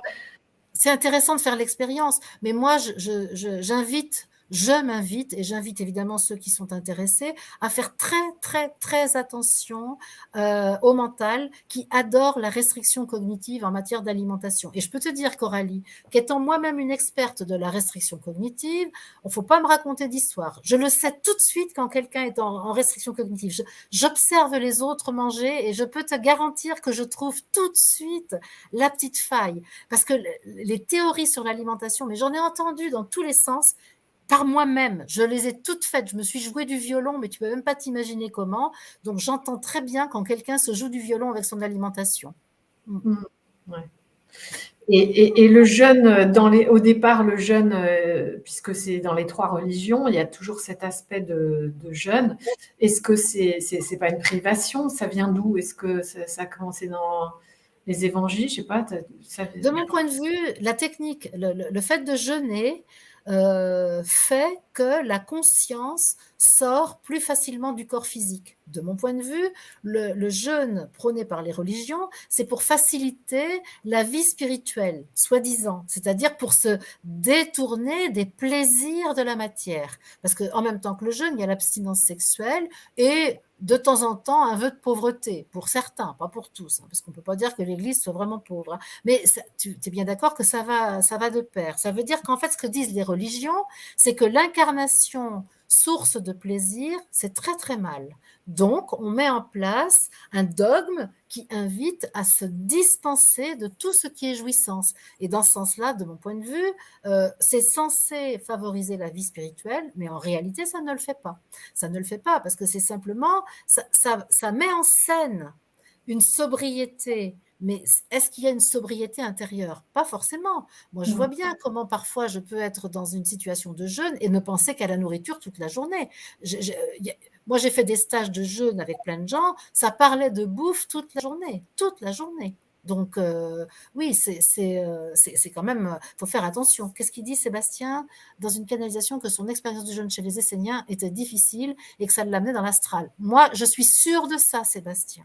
Et qu'à l'époque, jusqu'aux années 2000, il n'y avait pas tellement d'autres possibilités pour aller dans le spirituel que de passer par l'astral. Mais maintenant, c'est dommageable pour nous. Donc, la question, c'est justement d'aller chercher dans le corps la ressource spirituelle dont nous avons besoin et de ne jamais sortir du corps. La vie spirituelle peut être facilitée si la conscience reste bien dans le corps et si la privation de nourriture n'encourage pas à se sortir du corps ou à compenser par une pensée obsessionnelle sur la nourriture ou la sexualité ou l'argent. Ouais. Ouais, je me demande si, enfin oui, ça, c'est vraiment le sens que je vois par rapport au fait que ce soit présent, cette idée dans les 3 religions monothéistes. Après, bon, est-ce que Jésus a jeûné? Oui, peut-être, je ne sais pas. Ah oui, Mais au niveau des... dans le désert, par Oui, exemple. tout ça, c'est des... on ne sait pas, enfin moi j'y étais pas et voilà, peut-être oui, il y a beaucoup de choses qui ont été détournées, interprétées, tu vois ce que je veux dire. Après, est-ce que c'est marqué dans les livres sacrés ou comment c'est amené? Je sais pas. Si quelqu'un... Toutes les traditions en parlent, mais toutes les traditions ont institué des structures qui sont censées donner du dogme et donner des préceptes. Alors, et bien entendu que l'institution, elle va diaboliser la Oui. jouissance. Elle diabolise le corps. Moi, par exemple, quand je suis tout à l'heure me dit que j'ai du mal à aimer mes intestins, c'est directement l'héritage de la religion. Parce que moi, petite fille, je suppose que je ne sais pas si le corps c'est beau ou c'est sale ou c'est je sais pas quoi, mais c'est dans mon contexte socio-culturel que j'apprends tout à coup que le corps c'est sale, que la sexualité c'est pas bien, alors que tout le monde s'envoie en l'air à côté, hein, mais que l'alimentation c'est trop, alors que tout le monde outre-mange. Mais tu vois ce que je veux dire, il y a toutes ces contradictions aussi qui sont à gérer. Mais bien sûr, et je pense que l'aspiration énorme qu'il y a actuellement pour le jeune, c'est le fait que nous, on vit dans des sociétés occidentales où on a tout à portée de main et qu'on mange tout en excès, qu'on mange trop gras, qu'on mange trop sucré, qu'on mange trop tout court. Il y a une espèce de renversement, et peut-être que ça vient aussi de ce qu'on reçoit comme énergie, qui fait qu'on est obligé de s'alléger et peut-être d'aller vers une alimentation liquide. Il y a quelqu'un qui parlait de ça. Ça, c'est pareil, je ne sais pas non plus, moi, je ne peux pas dire oui ou non. Mais voilà, quoi, je crois que c'est une réponse à ça, mais bon, c'est comme ça que je le sens. Voilà. Tu as déjà jeûné, toi, Coralie? Non, non, non, parce que je me suis intéressée à l'alimentation pranique, mais j'ai jamais, ça fait une quinzaine d'années que j'ai perdu et que maintenant je suis en dessous de 50 kilos, donc je ne ressens pas le besoin du jeûne parce que j'ai vraiment trouvé un équilibre qui, tant au niveau de la satiété, je mange de tout. Et quand j'ai commencé à perdre du poids durablement, c'est-à-dire à peu près 1 kilo par an, je mangeais, mais de tout. Je buvais du vin, vraiment, je me privais de rien, dessert, fromage et dessert à l'époque. Mais maintenant, en fait, mon estomac s'est réduit et j'ai plus du tout les mêmes besoins. Et dans les 2 dernières années, là, je vois que ça se réduit aussi. Pour moi, l'alimentation, c'est vraiment très lié à un partage, c'est convivial, c'est le plaisir du goût et c'est le partage. Mais toute seule, quand je suis toute seule, je cuisine pas, tu vois. C'est vraiment très basique ce que je mange. Et je pensais aussi, oui, tout à l'heure par rapport à ce que tu dis sur les intestins, moi je t'invite à lire Le charme discret de l'intestin, je crois que ça s'appelle. Ah. Parce que c'est extrêmement drôle. Et là, tu vas pouvoir faire des ponts entre, on dit que c'est notre deuxième cerveau maintenant. Et puis surtout, c'est Par les l'endroit du discernement. le Moi, je sais très bien ce que c'est l'intestin. les tripes. C'est le discernement. C'est-à-dire, c'est ce qui te permet de savoir ce que tu vas conserver et ce que tu vas évacuer. C'est le lieu, si tu veux, du tri, justement, entre l'élément nutritif que tu vas garder pour te nourrir, te construire, etc. et ce que tu vas évacuer. Donc, c'est vraiment... Et donc, je vois bien. Je vois bien. Ouais. Le charme discret de l'intestin, je crois que c'est ça. Et c'est une fille, c'est une jeune, je crois qu'elle faisait une thèse en médecine de je sais pas quoi. Et c'est extrêmement drôle. Moi, je me rappelle parce que ça m'a beaucoup fait rire, ce livre. Ah, ben, je vois Christelle qui nous fait un joli langue des oiseaux là. L'intestin. Oui, très bien, c'est intéressant. Hein. Qu'est-ce que je teste avec l'intestin? D'accord, le 1 teste le 1. Très intéressant, Christelle. Merci pour la clé. Ouais. Mm. Mm. Et alors, je voulais aussi aborder le problème des dépendances en général, puisque là, on parle d'alimentation, mais moi, j'entends souvent des hommes me dire oui, mais moi, j'ai pas de blessures. Ce à quoi je réponds que on a tous des blessures d'enfance. Et puis, comme tu le dis très bien, il y a déjà la séparation, enfin l'oubli de qui on est vraiment. Et puis, il y a toute la période de l'enfance où on est dépendant. Oui, On est absolument. dépendant de nos parents pour tout, pour la nourriture, pour les soins, etc. Donc, si on n'a pas un problème en fait avec l'alimentation, on a un problème avec autre chose, avec le travail, avec le sport, avec les jeux vidéo, avec les drogues, l'alcool, enfin voilà. Donc, tout ce qu'on vient de dire sur l'alimentation, on peut aussi le ramener à toutes les autres formes de dépendance dont on n'est pas forcément conscient. Je pense aux gens qui sont dépendants au sport, ils ne voient pas le côté dépendance parce qu'ils ressentent plus de bien-être, d'hormones d'adrénaline ou de choses comme ça. Mais d'endorphines, ça vient aussi dire quelque chose dans notre rapport à notre vraie nature, à je suis. Mais la dépendance, ça c'est un vrai sujet et justement avec l'alimentation, il y a le problème c'est que c'est une dépendance qui est extrêmement difficile à gérer puisque, on peut, sauf en jeûnant, mais c'est quand même assez difficile à mettre en place et c'est pas forcément conseillé à tout le monde déjà, eh bien, on va continuer à manger. Quand on veut se sevrer d'un produit dont on est dépendant, admettons la cigarette, il y a une décision à prendre, hein, c'est un sevrage, c'est j'arrête totalement de consommer ce produit. L'alimentation, on ne peut pas vraiment faire. C'est comme la dépendance affective. La dépendance affective, on peut difficilement dire j'arrête d'aimer ou j'arrête de fréquenter même certaines personnes. Quand on est dépendant, c'est parfois un peu compliqué. Donc, c'est quelque chose de difficile. Là, pour l'alimentation, pour moi, le premier geste du bébé quand il sort du ventre de sa mère, c'est de chercher le sein. Donc ça signe la difficulté que tout humain va un jour ou l'autre avoir avec son alimentation. Ça ne veut pas dire que ça va rester conflictuel pour tout le monde, mais je connais peu de gens qui n'ont pas connu au moins une fois dans leur vie un épisode de difficulté avec l'alimentation. Je connais peu de gens. Vraiment, c'est quelque chose qui reste difficile. Donc, la dépendance, c'est un vrai sujet. La dépendance, pour moi, et pour l'alimentation, c'est exactement la même chose. C'est-à-dire, se soigner de la dépendance, c'est passer de la dépendance à quelque chose d'extérieur à moi, à la dépendance à je suis, qui n'est alors plus une dépendance, mais une unification, une unité. À ce moment-là, on est guéri.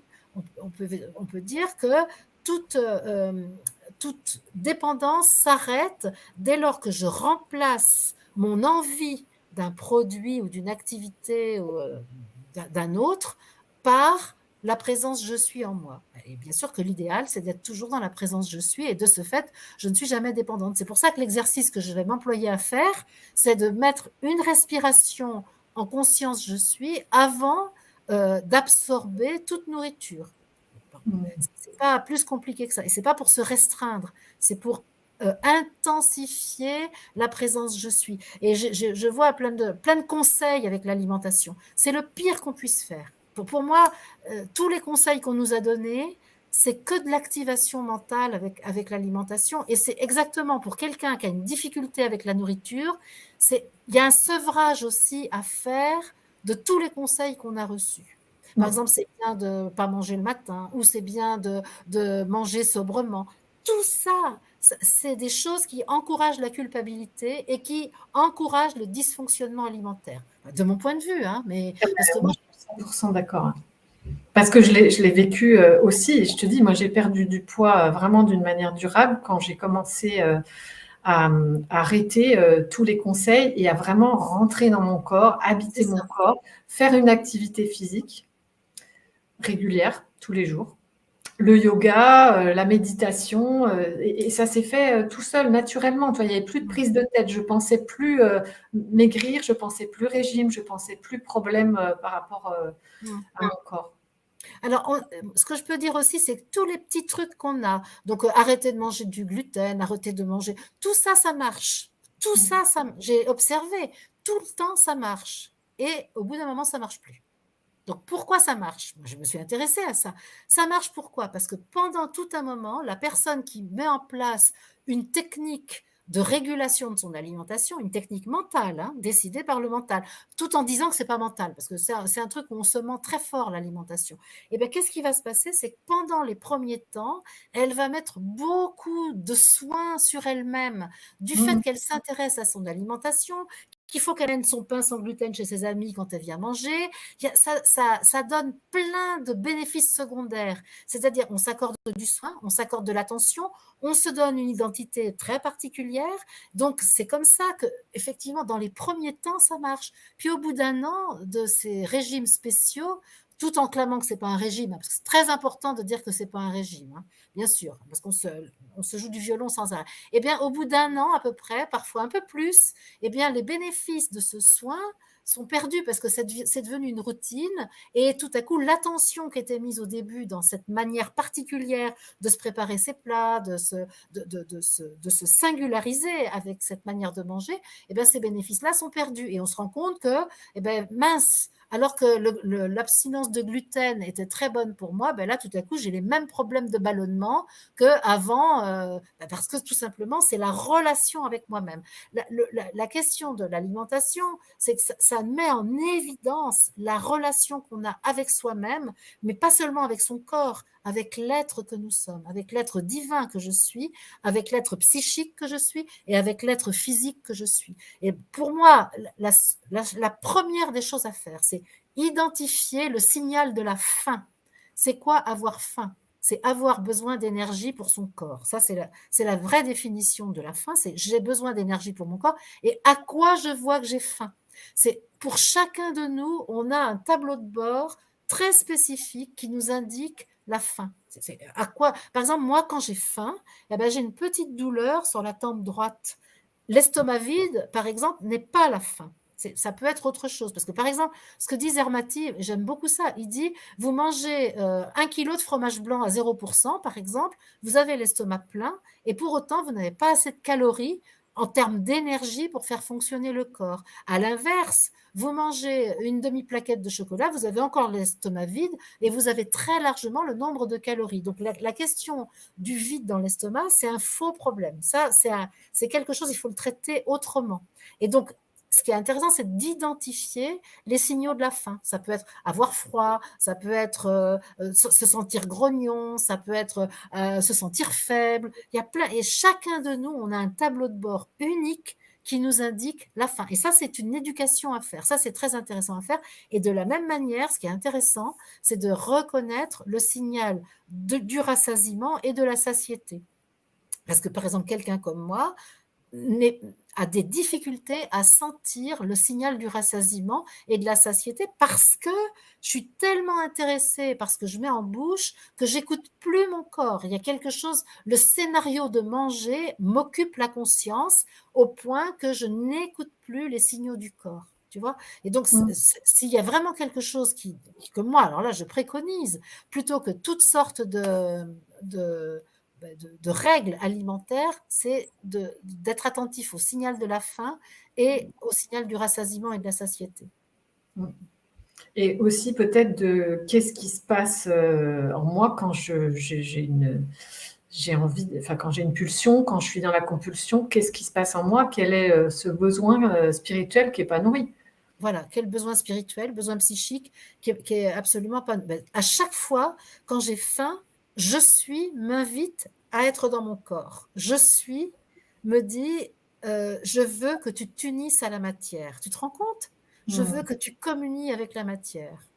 Puisque j'ai fait le choix d'être là sur la terre dans un corps dense, et je t'invite à honorer, à célébrer cette incarnation. Dans les documents que tu m'as transmis sur l'alimentation, justement, tu disais que l'alimentation, la nourriture, c'est vraiment notre, je ne sais plus quel terme t'employer pour dire que c'est notre rapport à l'incarnation, le fait d'avoir envie d'être incarné et de goûter la vie sous toutes ses formes. C'est ça que ça fait au départ. Exactement. C'est-à-dire, c'est ça, c'est célébrer l'incarnation. C'est vraiment, c'est ça ce que nous invite, c'est communier avec c'est vraiment la communion, c'est une Eucharistie en fait. Hein. Quand c'est fait, et ça veut dire que là, on va déculpabiliser. Notre gros travail aujourd'hui, c'est de enlever toute notion de faute dans notre vie en général, pas seulement pour l'alimentation, mais la question de la faute, donc du bien et du mal, est une des plus grosses catastrophes que nous ayons à traverser là maintenant, parce qu'il y a lieu de se sortir de ça. Et donc, il y a lieu de revenir à cette célébration du corps, de l'incarnation. Nous avons voulu cela. Le Dieu que nous sommes s'est manifesté dans un corps et dans une relation avec la matière pour se réchauffer, pour se nourrir, etc. Ça ne veut pas dire que c'est définitif, puisque notre corps lui-même est appelé à changer. Mais ce que je peux dire, par contre, c'est qu'à chaque fois qu'il s'agit de quitter quelque chose, de se détacher de quelque chose, ça ne peut être fait de façon sérieuse et opérationnelle que si on a appris à aimer ce qu'on va quitter. C'est-à-dire que si je quitte l'alimentation parce que je suis en conflit avec mon alimentation, je vais garder mon conflit avec l'alimentation. Si, par exemple, je renonce à la richesse matérielle, à l'opulence matérielle, et que je vais dans une forme de sobriété, ou comme c'est assez à la mode aussi actuellement, et que je n'ai pas aimé l'opulence, ça va me rattraper. Si j'arrête la sexualité parce que je me dis, oh, c'est pas bien la sexualité, et ben dans ce cas-là, la sexualité va venir s'emparer de moi. C'est-à-dire que si je quitte une pratique corporelle quelque chose qui est lié à mon incarnation, pour des raisons morales, pour des raisons dogmatiques, pour des raisons, aussi d'idéal spirituel, je vais me faire piéger par ça. Il va y avoir un effet boomerang. Bah, tu peux dire aussi si je quitte mon mari ou ma femme parce que je suis en conflit, j'emmène mon conflit avec moi et donc je vais me le C'est la même revivre. chose. C'est la même chose. C'est encore plus visible là. Mais c'est vrai, tu as raison. Et ouais, c'est notre relation. Il y avait une belle citation là de Michael Ivanov. Voilà, merci Elodie. Ouais, une lettre d'amour écrite par le créateur. C'est très beau. Mm. C'est très beau ce que dit Mikhail Ivanov, c'est sûr. Ah oui, c'est ça. Et après, je vois Marie-Luce qui dit pareil pour l'alcool. Oui, c'est ce qu'on disait tout à l'heure, que si c'est pas une dépendance ou une problématique liée à l'alimentation, comme on a tous les mêmes, enfin les deux blessures racines, on les a tous, on est tous concernés. Et puis parce qu'on a oublié qui on était, on est tous concernés par la recherche de notre vraie nature. On développe une autre dépendance ailleurs qui peut être très subtile. Et en fait, oui. on a tous des dépendances à différents degrés. Alors, il y a des gens, ça ne leur pose pas de problème. Et d'ailleurs, à ce sujet-là, dans ton dernier regard de vérité, il y a eu un témoignage très, très Oh, puissant magnifique. d'une jeune femme qui a connu la drogue, mais à un niveau assez élevé. Et j'ai bien aimé quand elle a témoigné, justement, on a vu qu'elle était sortie de là par l'attention qu'elle a commencé à donner dans l'élevage d'un agneau, qu'elle devait nourrir toutes les 4 heures, donc il fallait qu'elle soit vraiment présente et qu'elle s'occupe d'eux. Et puis aussi le fait de vivre au grand air, d'avoir une activité physique vraiment exigeante, quoi, puisqu'elle est devenue bergère. Et aussi le troisième truc, c'était ses relations justement affectives, amoureuses, l'amour, quoi. Ouais, c'est ça. Et je ne sais pas s'il y a beaucoup de gens qui approchent le sevrage de cette manière-là. Enfin, le sevrage, c'est pas la même chose, mais le retour à la vie, le retour à soi, avec ces trois composantes-là. Mais j'ai trouvé ça intéressant et même par rapport à la nourriture, ça joue aussi en fait. Oui. Ben là, en l'occurrence, moi, ce qui était très, tout à fait notable, c'est cette notion où elle est passée de la position de la dépendante à la position de celle qui nourrit l'autre. Donc, ça veut dire que si ça avait été un autre humain, c'était dramatique, parce qu'elle serait passée de la dépendance à la codépendance. C'est-à-dire qu'elle aurait fait en sorte qu'une autre personne soit dépendante d'elle, ce qu'elle avait déjà expérimenté d'ailleurs, cette personne. Et donc là, c'était par un animal, et un bébé animal qu'il fallait donner le biberon à cette petite brebis-là. Et donc, effectivement, elle se retrouvait là en situation d'être fournisseur d'une ressource à quelqu'un d'autre. Elle qui était plutôt dans le statut du prédateur en tant que dépendant, hein, il y a quelque chose de la prédation. Et là, tout à coup, c'était elle qui était fournisseur de ressources à quelqu'un d'autre. Et là, elle a totalement inversé les rôles. Puis après, ce que tu décris, les conditions de vie, c'est-à-dire une vie saine où elle était à l'abri des tentations aussi d'achat de drogue, d'alcool, etc. Et donc forcément aussi seule, donc isolement affectif qui va permettre de se recentrer sur soi. Mais l'acte numéro 1, c'est que c'est elle qui, à un moment, a pris la responsabilité pour quelqu'un d'autre, alors que le dépendant, il est plutôt en situation de prendre à l'autre. Ça, c'est vraiment magnifique. Bon, là, Ouais. bon, je pense qu'on parlera de son spectacle parce que donc cette personne a fait un spectacle de sa biographie et c'était tout juste magnifique. Coucou René, si tu nous écoutes. Ouais. C'est vraiment. J'espère que j'aurai l'occasion de faire en sorte que ton spectacle puisse être diffusé parce que c'est vraiment essentiel. Ah ouais, c'est vraiment un très très beau témoignage et très puissant. Ça vaut tous les discours, tous les livres, Et ce que j'ai aimé aussi, c'est que en fait, c'est son problème de dépendance intense qui l'amène vers la spiritualité et qui lui donne peut-être une ouverture encore plus grande vers la spiritualité. Et moi, je la vois bien avoir un rôle essentiel justement pour accompagner les autres dans la Alors, recherche. qui sont. Une fois de plus, je vais retourner le propos. Je suis tout à fait d'accord avec toi, la lecture qu'on en fait a posteriori, mais moi je dirais que c'est le non-accès à sa spiritualité qui crée la dépendance. Et donc, comment la personne va se mettre dans une situation extrême, de danger extrême, pour pouvoir trouver la ressource ou l'aspect de sa vie qui lui faisait cruellement défaut au point que ça la rendait malade. Mais alors on peut dire moi je dirais pas que c'est sa dépendance qui lui fait trouver sa spiritualité, c'est parce qu'elle ne trouve pas sa spiritualité qu'elle devient dépendante, et donc les effets destructeurs de la dépendance à un moment sont tels que ça ouvre le placard dans lequel la spiritualité attendait qu'elle soit vue, tu vois. C'est plutôt comme ça que je le dirais. Ouais. Et ça, je le dis pour toutes les personnes dépendantes, parce que ça ne veut pas dire que quelque chose a été mal engagé, c'est que quelque chose n'a pas pu être contacté, notamment la richesse spirituelle de l'être n'a pas pu être contactée, et cette richesse spirituelle, elle est disponible à chaque instant pour toutes les personnes dépendantes, et sachons qu'à un moment ou un autre, je suis fait en sorte qu'on puisse aller ouvrir la porte de ce placard où je suis à temps que sa splendeur soit découverte. Et on a tous ça. Et ça, c'est vraiment important. Même si on a fait les pires trucs, hein, parce que là, c'était costaud. Hein. Oui, mais je dirais que l'intensité de la chute et de toucher le fond est aussi forte que la puissance qu'elle dégage aujourd'hui. Moi, bien sûr, c'est à la hauteur.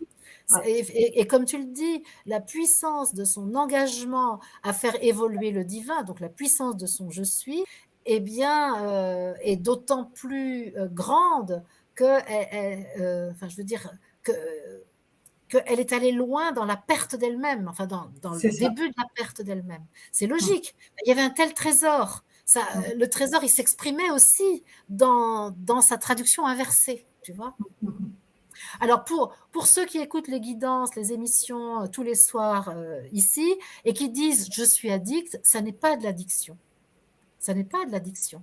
Parce qu'une addiction, est-ce que manger, alors parce qu'on parle de l'alimentation aujourd'hui, manger tous les jours, ça n'est pas une addiction. Si le comportement avec la nourriture est addictif, c'est autre chose. Mais ce n'est pas le fait de manger qui est l'addiction, c'est la manière dont on mange. Alors, c'est la même chose pour les guidances. Si ces guidances-là, la manière d'y aller, c'est un peu de cette manière, oui, là c'est addictif. Si c'est ma nourriture spirituelle de tous les jours, on ne peut pas parler d'addiction. Qu'est-ce que tu en penses, toi, Coralie? Moi, je pense que je suis tout à fait d'accord avec ce que tu dis, et je dirais plutôt qu'une addiction, c'est l'attirance vers je suis, parce que ce que tu donnes tous les soirs, que ce soit dans les guidances ou dans les invités, ça nous reconnecte à nous-mêmes. Oui. Et on sent de l'énergie, pas seulement de l'énergie vitale, de l'énergie vibratoire, bien sûr, avec toutes les informations que tu donnes, mais c'est surtout une fréquence. Voilà, et cette fréquence-là, comme on l'a tous en nous, mais qu'on n'arrive pas forcément à y aller, eh ben, on vient la chercher au travers de toi. Mais ça ne veut pas dire, enfin, moi, je ne vois pas ça comme une addiction. C'est comme si tu me disais, je vais au cours de yoga tous les jours, quoi. Ouais. Et le mental, il aimerait beaucoup. Le mental aimerait beaucoup, beaucoup, beaucoup nous faire croire que prendre 1 heure par jour pour activer sa fréquence je suis en soi, ce serait une dépendance. Parce que lui, comme ça, le mental, il pourrait en profiter pour reprendre le pouvoir. Donc, vous n'êtes pas obligé de croire le mental. Et puis, à vous de le vivre comme une pratique. Et après, si vous sentez une forme de dépendance, il faut regarder qu'est-ce que ça vient révéler. Ouais, c'est ça. Je ne sais pas s'il y a d'autres questions. Mais il y en a plein qui disent qu'ils sont drogués à Mariodil. Hein. Eh bien, si vous êtes drogué à je suis, moi, je vous félicite. Alors, comment le nouvel humain divin va-t-il s'alimenter dans cette période transitoire? Je sens une réelle transformation de mes habitudes alimentaires, pas toujours confortables. Ouais. Moi, je suis passée par là depuis 2018, où j'ai vraiment senti un besoin de moins manger différemment. C'est-à-dire des choses que j'aimais vraiment beaucoup. Je pense à manger du roquefort. J'adorais ça, j'en mangeais toutes les semaines, et ben, j'en achète même plus. Et il y a plein de choses comme ça qui faisaient vraiment partie de mon alimentation que j'ai abandonné et remplacé ou pas remplacé. Mais voilà, je sais pas. Moi, je le lie à tout ce qu'on reçoit comme énergie, qui sont des appels à s'alléger, mais pas que dans le poids, à s'alléger de tout ce qui fait des charges énergétiques dans notre corps. Oui. Il y a un détachement. Là, actuellement, l'élévation vibratoire nous invite à nous détacher du monde dense et du monde de la forme, des habitudes anciennes. Ça ne veut pas dire que c'est pour tout le monde la même chose. Ça sera pour certains plus facile pour l'alimentation, pour d'autres, par exemple. Moi, j'allais au cinéma 3 fois par semaine, moi, avant. Mais ça fait des années que je ne vais plus au cinéma. Mais j'ai jamais décidé que j'allais plus au cinéma. Un jour, j'ai constaté que j'avais plus envie. Et puis en plus, j'habitais pas au bon endroit pour y aller, etc. Il y a plein de choses comme ça. Si on regarde dans notre vie, bon, toi, c'est le Roquefort, par exemple, mais il y a plein de choses dans notre vie dont on a pu être dépendant, dont on a pu être, sans être dépendant, auxquels on a été attaché, pour lesquels on avait du plaisir, et par exemple, moi, j'ai passé des heures et des heures au téléphone. Alors, bon, et maintenant, aujourd'hui, j'aime plus le téléphone. J'aime pas du tout le fait d'être au téléphone, alors qu'avant, j'aimais ça. Il y a plein de choses comme ça qui ont totalement changé dans ma vie. Parce que mes habitudes, je sais pas, mes habitudes, mon milieu de vie a changé. Et donc, tout ça, ça va dans le sens de quelque chose en moi se modifie. Le danger, c'est de le décider mentalement, parce que ça, c'est faux, c'est un mensonge, alors que le laisser arriver, se retourner et dire, ah, voilà que ça a changé, ça marche. Et c'est Et vrai. est-ce que tu as remarqué des choses particulières depuis 2-3 ans? Parce que moi, ce que j'observe, c'est pas, je m'en fous de ne plus avoir envie de Roquefort, c'est le fait qu'il y a plein de gens dans mon entourage ou d'autres gens qui témoignent que il y a des changements là qui sont assez radicaux. C'est-à-dire que j'ai vraiment plus envie de faire autrement, quoi. Et je me force pas pour faire ces changements-là. Ça Absolument. s'impose, quoi. Voilà. Ben, il y a beaucoup de choses qui ont changé. Par exemple, je ne peux plus lire. Alors, pourtant, on m'envoie des livres, hein. Et je suis très contente de recevoir des livres, mais je ne peux pas les lire. Donc, très peu. Je lis avec vraiment j'ai peu de temps. Mais en plus de ça, avant, de temps en temps, quand même, j'aimais bien. Mais là, c'est des choses, ça ne correspond plus. Alors que d'autres gens, ça ne sera pas le cas, hein. Ça ne veut pas dire que le livre n'est pas bon. C'est que pour moi, dans mon processus d'aujourd'hui, eh bien, ça ne correspond plus. Donc, il y a plein de choses. Je crois que plein de choses ont changé, justement. Plein de choses, oui. Ouais. Et comment dire? Par exemple, ma capacité on pourrait dire à travailler, c'est-à-dire à être en activité, a doublé, pratiquement doublé. Incroyable. Je pense que je suis capable d'être en activité 2 fois plus de temps qu'il y a encore 3 ans, par exemple. C'est absolument fou. J'ai une énergie bien plus intense et bien plus efficace aujourd'hui que je ne l'avais il y a 3 ans. Donc ça aussi, je pense que ça fait partie du changement. Moi, je ressens ça aussi. Enfin, je le constate vraiment. C'est énorme là ce que j'arrive à faire et enfin, c'est pas moi qui ai décidé. Ça se fait presque au travers de moi, quoi. La joie aussi, la joie est beaucoup plus grande qu'avant, beaucoup plus grande, hein. C'est clair. Mes ressources sont plus fortes. Mes ressources intérieures sont bien plus grandes aujourd'hui qu'elles ne l'étaient il y a quelques années. Alors, il y a une question de Nanou. Et puis avant, il y avait un joli commentaire de Jean-Luc. Mais alors, la question très Jean-Luc. intéressante, parce que, voilà, comment faire pour faire descendre notre conscience dans notre cœur? Comment pouvons-nous le ressentir? Tu veux répondre, toi, Ça Coralie, à ça? ça répond aussi à comment je réponds à mes besoins profonds autrement qu'en me reliant à je suis dans le ressenti, dans la conscience, dans le cœur. C'est déjà comment je fais pour y aller. Parce que dans tout ce qu'on a dit ce soir, comment répondre à nos besoins profonds par nous-mêmes. Et moi, c'est une question que j'entends souvent, qu'on pose souvent. C'est, par exemple, je souffre de solitude ou je souffre de... L'autre jour, quelqu'un m'a dit de tendresse. Comment je fais? Je suis seule, comment je fais? C'est quoi le besoin profond? Et donc, comment je me relie à mon cœur? Comment je sens cet amour? Et là, il y a plein de trucs, c'est-à-dire de se donner à soi-même de la tendresse, par des gestes, par des attentions qu'on va se donner à soi-même. Mais avant ça, c'est de commencer à pouvoir descendre dans son cœur. Donc, pourquoi on dit faire descendre? Parce qu'en fait, le problème, c'est qu'on est tout le temps bloqué là-haut, quoi, dans le mental. Et donc, les guidances que tu proposes, moi, ça me guide à descendre dans mon cœur. C'est ce que je ressens quand je me pose, quand je ferme les yeux, quand j'écoute, quand je concentre mon attention, même s'il y a des mots et des phrases, quoi, des messages, il y a quelque chose qui descend au niveau du cœur et la vibration change. Donc, pour moi, la réponse, c'est ça. C'est simplement de faire le silence. Si au départ, il y a beaucoup de pensées, de les regarder et de rester dans l'observateur. Et directement, il y a quelque chose qui va tout doucement descendre de la tête au cœur. Et ce qui descend, c'est je suis qui vient se concentrer au travers de la conscience de je qui vient se concentrer dans l'espace du cœur. Voilà comment ça se passe pour moi. Alors, peut-être, je vais, comment dire une bêtise. Ça me plaît bien de dire une bêtise. C'est-à-dire que moi, à vrai dire, Nanou, je sais pas ce que ça veut dire faire descendre la conscience dans mon cœur. J'ai jamais, je le dis, je l'ai sûrement dit, hein, plein de fois, mais si je suis honnête, je sais pas ce que c'est. Est-ce que ça veut dire dans cet endroit-là, physiquement? C'est possible, hein, parce que je peux mettre ma conscience dans mon cœur si mon cœur m'appelle à le faire. Mais je crois pas que je sache le faire, moi, directement. Par contre, si c'est moi, ce que je fais pour répondre, ma réponse à ce besoin, c'est vivre l'instant présent dans le corps. Ça, oui. Ça, c'est ma réponse à ça.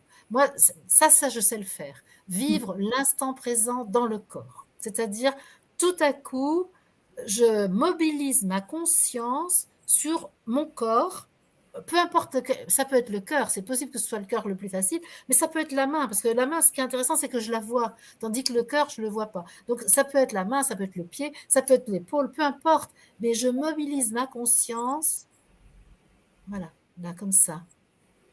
Et là, ça vibre, c'est dingue, hein. Et donc, pour Nanou, je dirais, si c'est pas le cœur, Nanou, c'est pas grave, ça peut être ailleurs, pourvu que ce soit dans le corps et dans l'instant présent. Mais ça correspond à ce que tu viens de dire, Coralie, hein. Mais revenir au ressenti, revenir au corps et rester que là. C'est ça, exactement. C'est ça. Être dans l'instant présent, dans le corps. Et dans le cœur, si c'est OK. Le cœur, c'est OK. Est-ce que tu as un autre exemple pour donner des choses concrètes pour répondre aux besoins profonds par rapport aux émotions, tu sais, ce qu'on avait dit par exemple dans les émotions. Par exemple, ouais, je constate que j'ai peur, par exemple, donc j'ai un besoin de sécurité. Donc la première des choses, c'est de dire si j'ai peur, c'est que j'ai considéré qu'il y avait un danger. Donc je m'arrête et là je me dis où est le danger? Où est le danger? Et c'est important d'identifier le danger parce que je ne suis pas folle. Parce que si tout à coup j'ai peur et que ma voix mentale me dit tu ne devrais pas avoir peur, ben, ça veut dire, en gros, ça veut dire tu es folle parce que tu as peur alors que tu ne devrais pas. Non, la première chose à faire, c'est identifier le danger. Et là, je vais demander ensuite à je suis de me libérer du danger que j'ai vu dans la situation que je connais. Alors, ça peut être réel, c'est-à-dire il peut y avoir, par exemple, un parpaing qui va me tomber dessus. Donc là, il faut que je fasse attention, je m'en vais. Mais ça peut être, c'est vraiment je suis qui va m'éclairer. Tu vois, c'est-à-dire que là, il faut vraiment que je sache prendre en considération mon ressenti émotionnel et que je le traite, mais le traite sérieusement. Il ne faut pas botter en touche, parce que c'est ça la première réponse, c'est de prendre soin du réel de moi et pas d'aller chercher l'idéal de moi. Et là, je suis me donne de quoi éliminer le danger et comme ça, je peux accueillir sa sécurité. Parce que sa sécurité, elle est là. elle est constitutive de je suis. Mon problème quand j'ai peur, c'est que je n'y ai pas accès parce que s'interpose entre la sécurité de je suis et ma conscience un danger. Donc, la première des choses à faire, c'est avec l'aide de je suis, eh bien, traiter la question de ce qui fait danger pour moi. Et par exemple, on peut dire pour la tendresse. J'ai besoin de tendresse. Bon, ben ça, déjà, moi, je peux dire que la tendresse n'est pas un besoin, mais une envie. Que derrière le besoin de tendresse, c'est un besoin d'amour. Donc, qu'est-ce qui fait que je n'ai pas accès à l'amour de je suis? Qu'est-ce qui s'interpose entre moi et l'amour qui caractérise je suis? Eh bien, à tous les coups, il va y avoir un jugement, une évaluation de moi, il va y avoir une culpabilité, il va y avoir quelque chose que je vais avoir placé entre l'amour source constitutif de je suis et moi en tant qu'humaine. Et donc là encore, j'observe cela et je dis, OK, j'ai créé ça, j'ai placé cela. Eh bien, je sais que ma vocation est de plonger dans l'amour source je suis et donc je vais demander l'aide de je suis pour enlever tous les obstacles que j'ai mis à l'amour et donc tu vas voir qu'alors je serai dans une tendresse infinie pour moi parce que j'aurai enlevé tous les obstacles qui m'empêchent actuellement d'accéder à l'amour et donc à la tendresse. La tendresse, c'est une déclinaison, on va dire, secondaire de l'amour absolu qui est mon aspiration profonde. Donc, j'ai parlé de la peur, j'ai parlé de l'amour, la puissance. Alors, on va faire l'autre, comme ça, c'est bon. On fait Tu es les quatre. d'accord? Oui, oui, oui, comme ça. Bah oui, c'est tout le temps le problème, c'est de savoir quoi faire, Voilà. comment faire. Voilà, ben, je me sens impuissante, je me sens en colère. Voilà. Et ben, en colère, donc, donc impuissante, j'ai été humiliée, j'ai été maltraitée, j'ai pas été respectée. Et ben là, voyons voir, je n'ai pas accès à ma puissance. Mais qu'est-ce qui interdit l'accès à ma puissance? Et là, en général, je vais voir que c'est dans mon histoire avec l'autorité, dans mon histoire avec plus grand que moi, avec ce qui a pouvoir autour de moi, je vais voir que j'ai, pour des raisons qui m'arrangent bien souvent, notamment mon envie de me faire prendre en charge, j'ai maintenu un élément ou une personne symbolique qui a du pouvoir sur moi et qui m'empêche d'accéder à ma propre puissance. Eh bien là encore, je vais dire à je suis, ah là là, j'ai mis un remplaçant.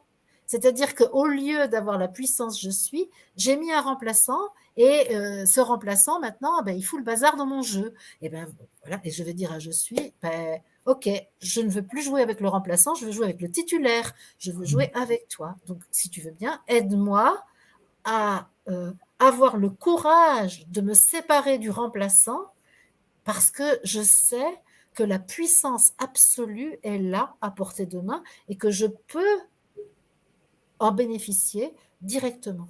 Et donc tout ça, c'est prendre soin de soi. Et puis aussi, ça peut s'accompagner de quelque chose, c'est-à-dire qu'est-ce que je peux faire pour prendre ma place ou pour m'affirmer ou pour dire, communiquer mes besoins aux autres. Ça, je peux le faire sans rien. J'ai besoin de rien pour le faire. Oui, C'est juste, une fois que j'ai pris conscience de ça, je peux en dire. général, ça suffit. Voilà. La seule prise de conscience que j'ai interposé quelque chose va me montrer que là, je suis dans une situation insatisfaisante. Et donc, la prise de conscience va suffire. Mais si en plus, je peux vraiment dire, OK, c'est moi qui l'ai placé, alors je fais une prévention. C'est-à-dire, tu vois, je fais du préventif parce que je soigne vraiment, parce que je vois que comment je suis l'auteur de ma propre souffrance. Et donc, évidemment que je vais, à ce moment-là, mettre en place un peu plus de vigilance pour ne pas recommencer le même dispositif. Bon, bah merci pour ces réponses concrètes.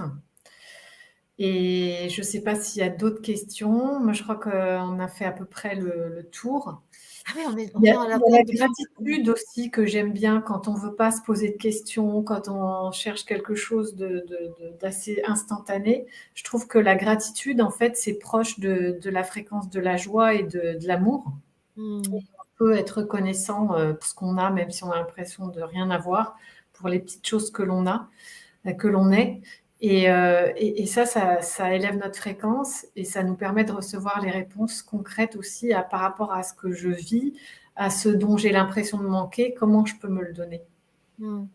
Alors, tu sais, la gratitude, j'aime beaucoup, hein. Moi, j'adore ressentir la gratitude et encore une fois, je veille à ce que ce soit pas une démarche, mentale, tu vois? Que ce soit pas Oui, quelque chose parce que c'est assez fastoche, tu vois? Encore le truc des violons, des oui, oui, oui, spirituels là, absolument. ah la gratitude, mais non. En fait, qu'est-ce qui fait que j'ai de la gratitude? C'est le regard que je porte sur les choses. En ce moment, par exemple, dans le jardin, les pavots sont fleuris. Les pavots, c'est une couleur rouge que j'adore. Il y a des marguerites et des pavots. C'est des fleurs très ordinaires. Mais en ce moment, dans le jardin, partout où je pose mon regard, c'est beau. Eh ben, j'ai de la gratitude pour les fleurs, la gratitude pour Christelle et Romain qui font mon jardin. Et alors, mais oh, c'est merveilleux, tu vois, parce que c'est vraiment ce qui donne de la gratitude, c'est que je vois la beauté. Et donc, en fait, ce que je comprends, c'est que pour vivre la joie de la gratitude, c'est j'ai adopté une grille de lecture qui me permet de voir la beauté, de voir ce que je trouve vraiment sympa à vivre. Par exemple, quelqu'un m'apporte quelque chose, quelqu'un me dit quelque chose, quelqu'un me propose de faire une émission avec moi. Tout ça genre, ah, je suis émerveillée. J'ai mis en place un dispositif d'émerveillement, mais qui est totalement sincère, hein, parce que parce que je trouve que c'est tellement chouette. Moi, je me rends compte plus je fais ce que je fais là actuellement, les guidances, les séminaires que j'anime, plus je fais ça, plus je vois combien l'être humain a un désir magnifique d'aimer et de vivre l'harmonie. De temps en temps, il y en a bien qui a un pet de travers et qui nous fait un caca nerveux, mais même ça, c'est rigolo. Même ça, c'est drôle. On va pas s'arrêter à ça. C'est-à-dire que je vois alors la souffrance de l'autre. Bah, c'est pas grave, c'est pas grave. Et là, je peux être dans la gratitude permanente. Je trouve tellement, ce que je vis est tellement agréable à vivre que je ne peux, la gratitude ne me demande aucune mobilisation. C'est tellement, je suis tellement émerveillée de ce que je vis que la conséquence logique, c'est la gratitude, sans effort. Est-ce que tu vois ce que je veux dire? Ah ben tout à fait. Et je te dis, pour moi, la gratitude, c'est la même fréquence que la joie et l'amour. Oui. C'est un état d'être. Et moi, ça résonne. Je le sens. Par exemple, tu parles de m'émerveiller devant regarder les fleurs.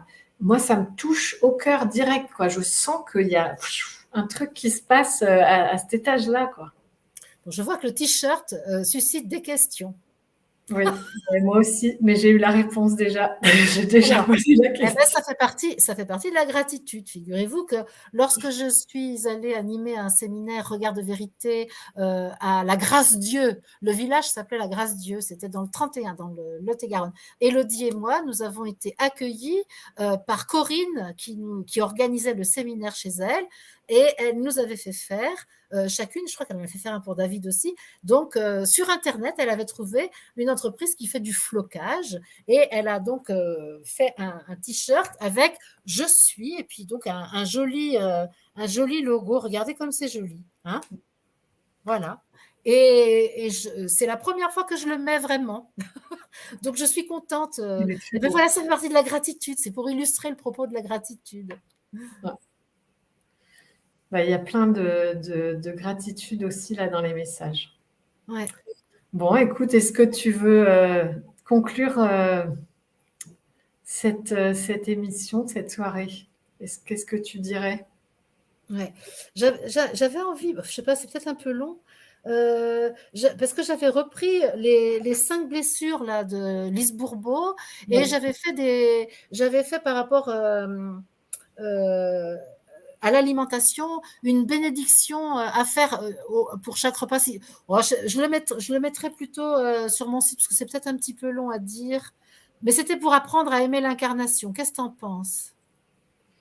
Bah, je sais pas, si tu il est ça fait déjà 1h40, comme tu veux. Moi, si tu penses que ça peut apporter quelque chose, ou alors c'est peut-être mieux que chacun le lise et que tu le mettes dans l'espace description. Tu vois là, Coralie, voilà, ça c'est un truc, ça. Prendre une décision, ça c'est le bazar pour moi. Il faut prendre une décision. Ça, alors là, c'est toujours un peu, il y a toujours un moment là où. Mais allez, manger pour guérir mes blessures, c'est ce que je l'avais appelé comme ça. Je vais le dire vite fait. Mantra de bénédiction des repas pour défaire les conditionnements et remettre les besoins du corps au premier plan. Donc blessure d'humiliation avec le masque du masochiste. Je dis, dans l'incarnation, je suis et je reste digne et parfaite. Avec mon corps, je suis et je reste un être de lumière. Je me reconnais maître. Personne ne va retenir, hein, mais c'est la vibration qui compte. Mmh. Pour la blessure d'injustice, avec le masque de rigide. Dans l'incarnation, je reconnais ma valeur. J'accueille joyeusement tout ce qui m'est donné. Je goûte au plaisir de la vie.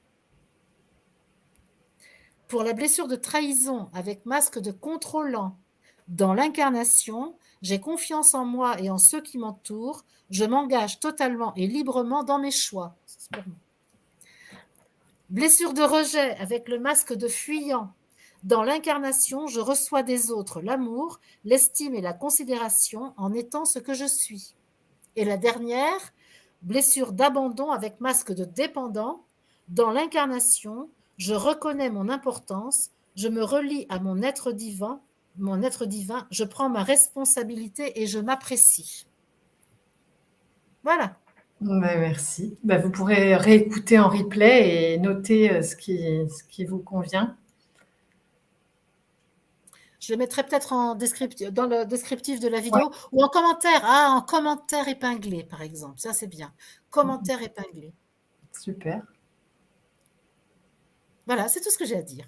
Ok, bah, merci beaucoup. Merci pour tous vos commentaires et tous les remerciements et les remarques intéressantes. C'est toujours un plaisir de vous lire et d'interagir.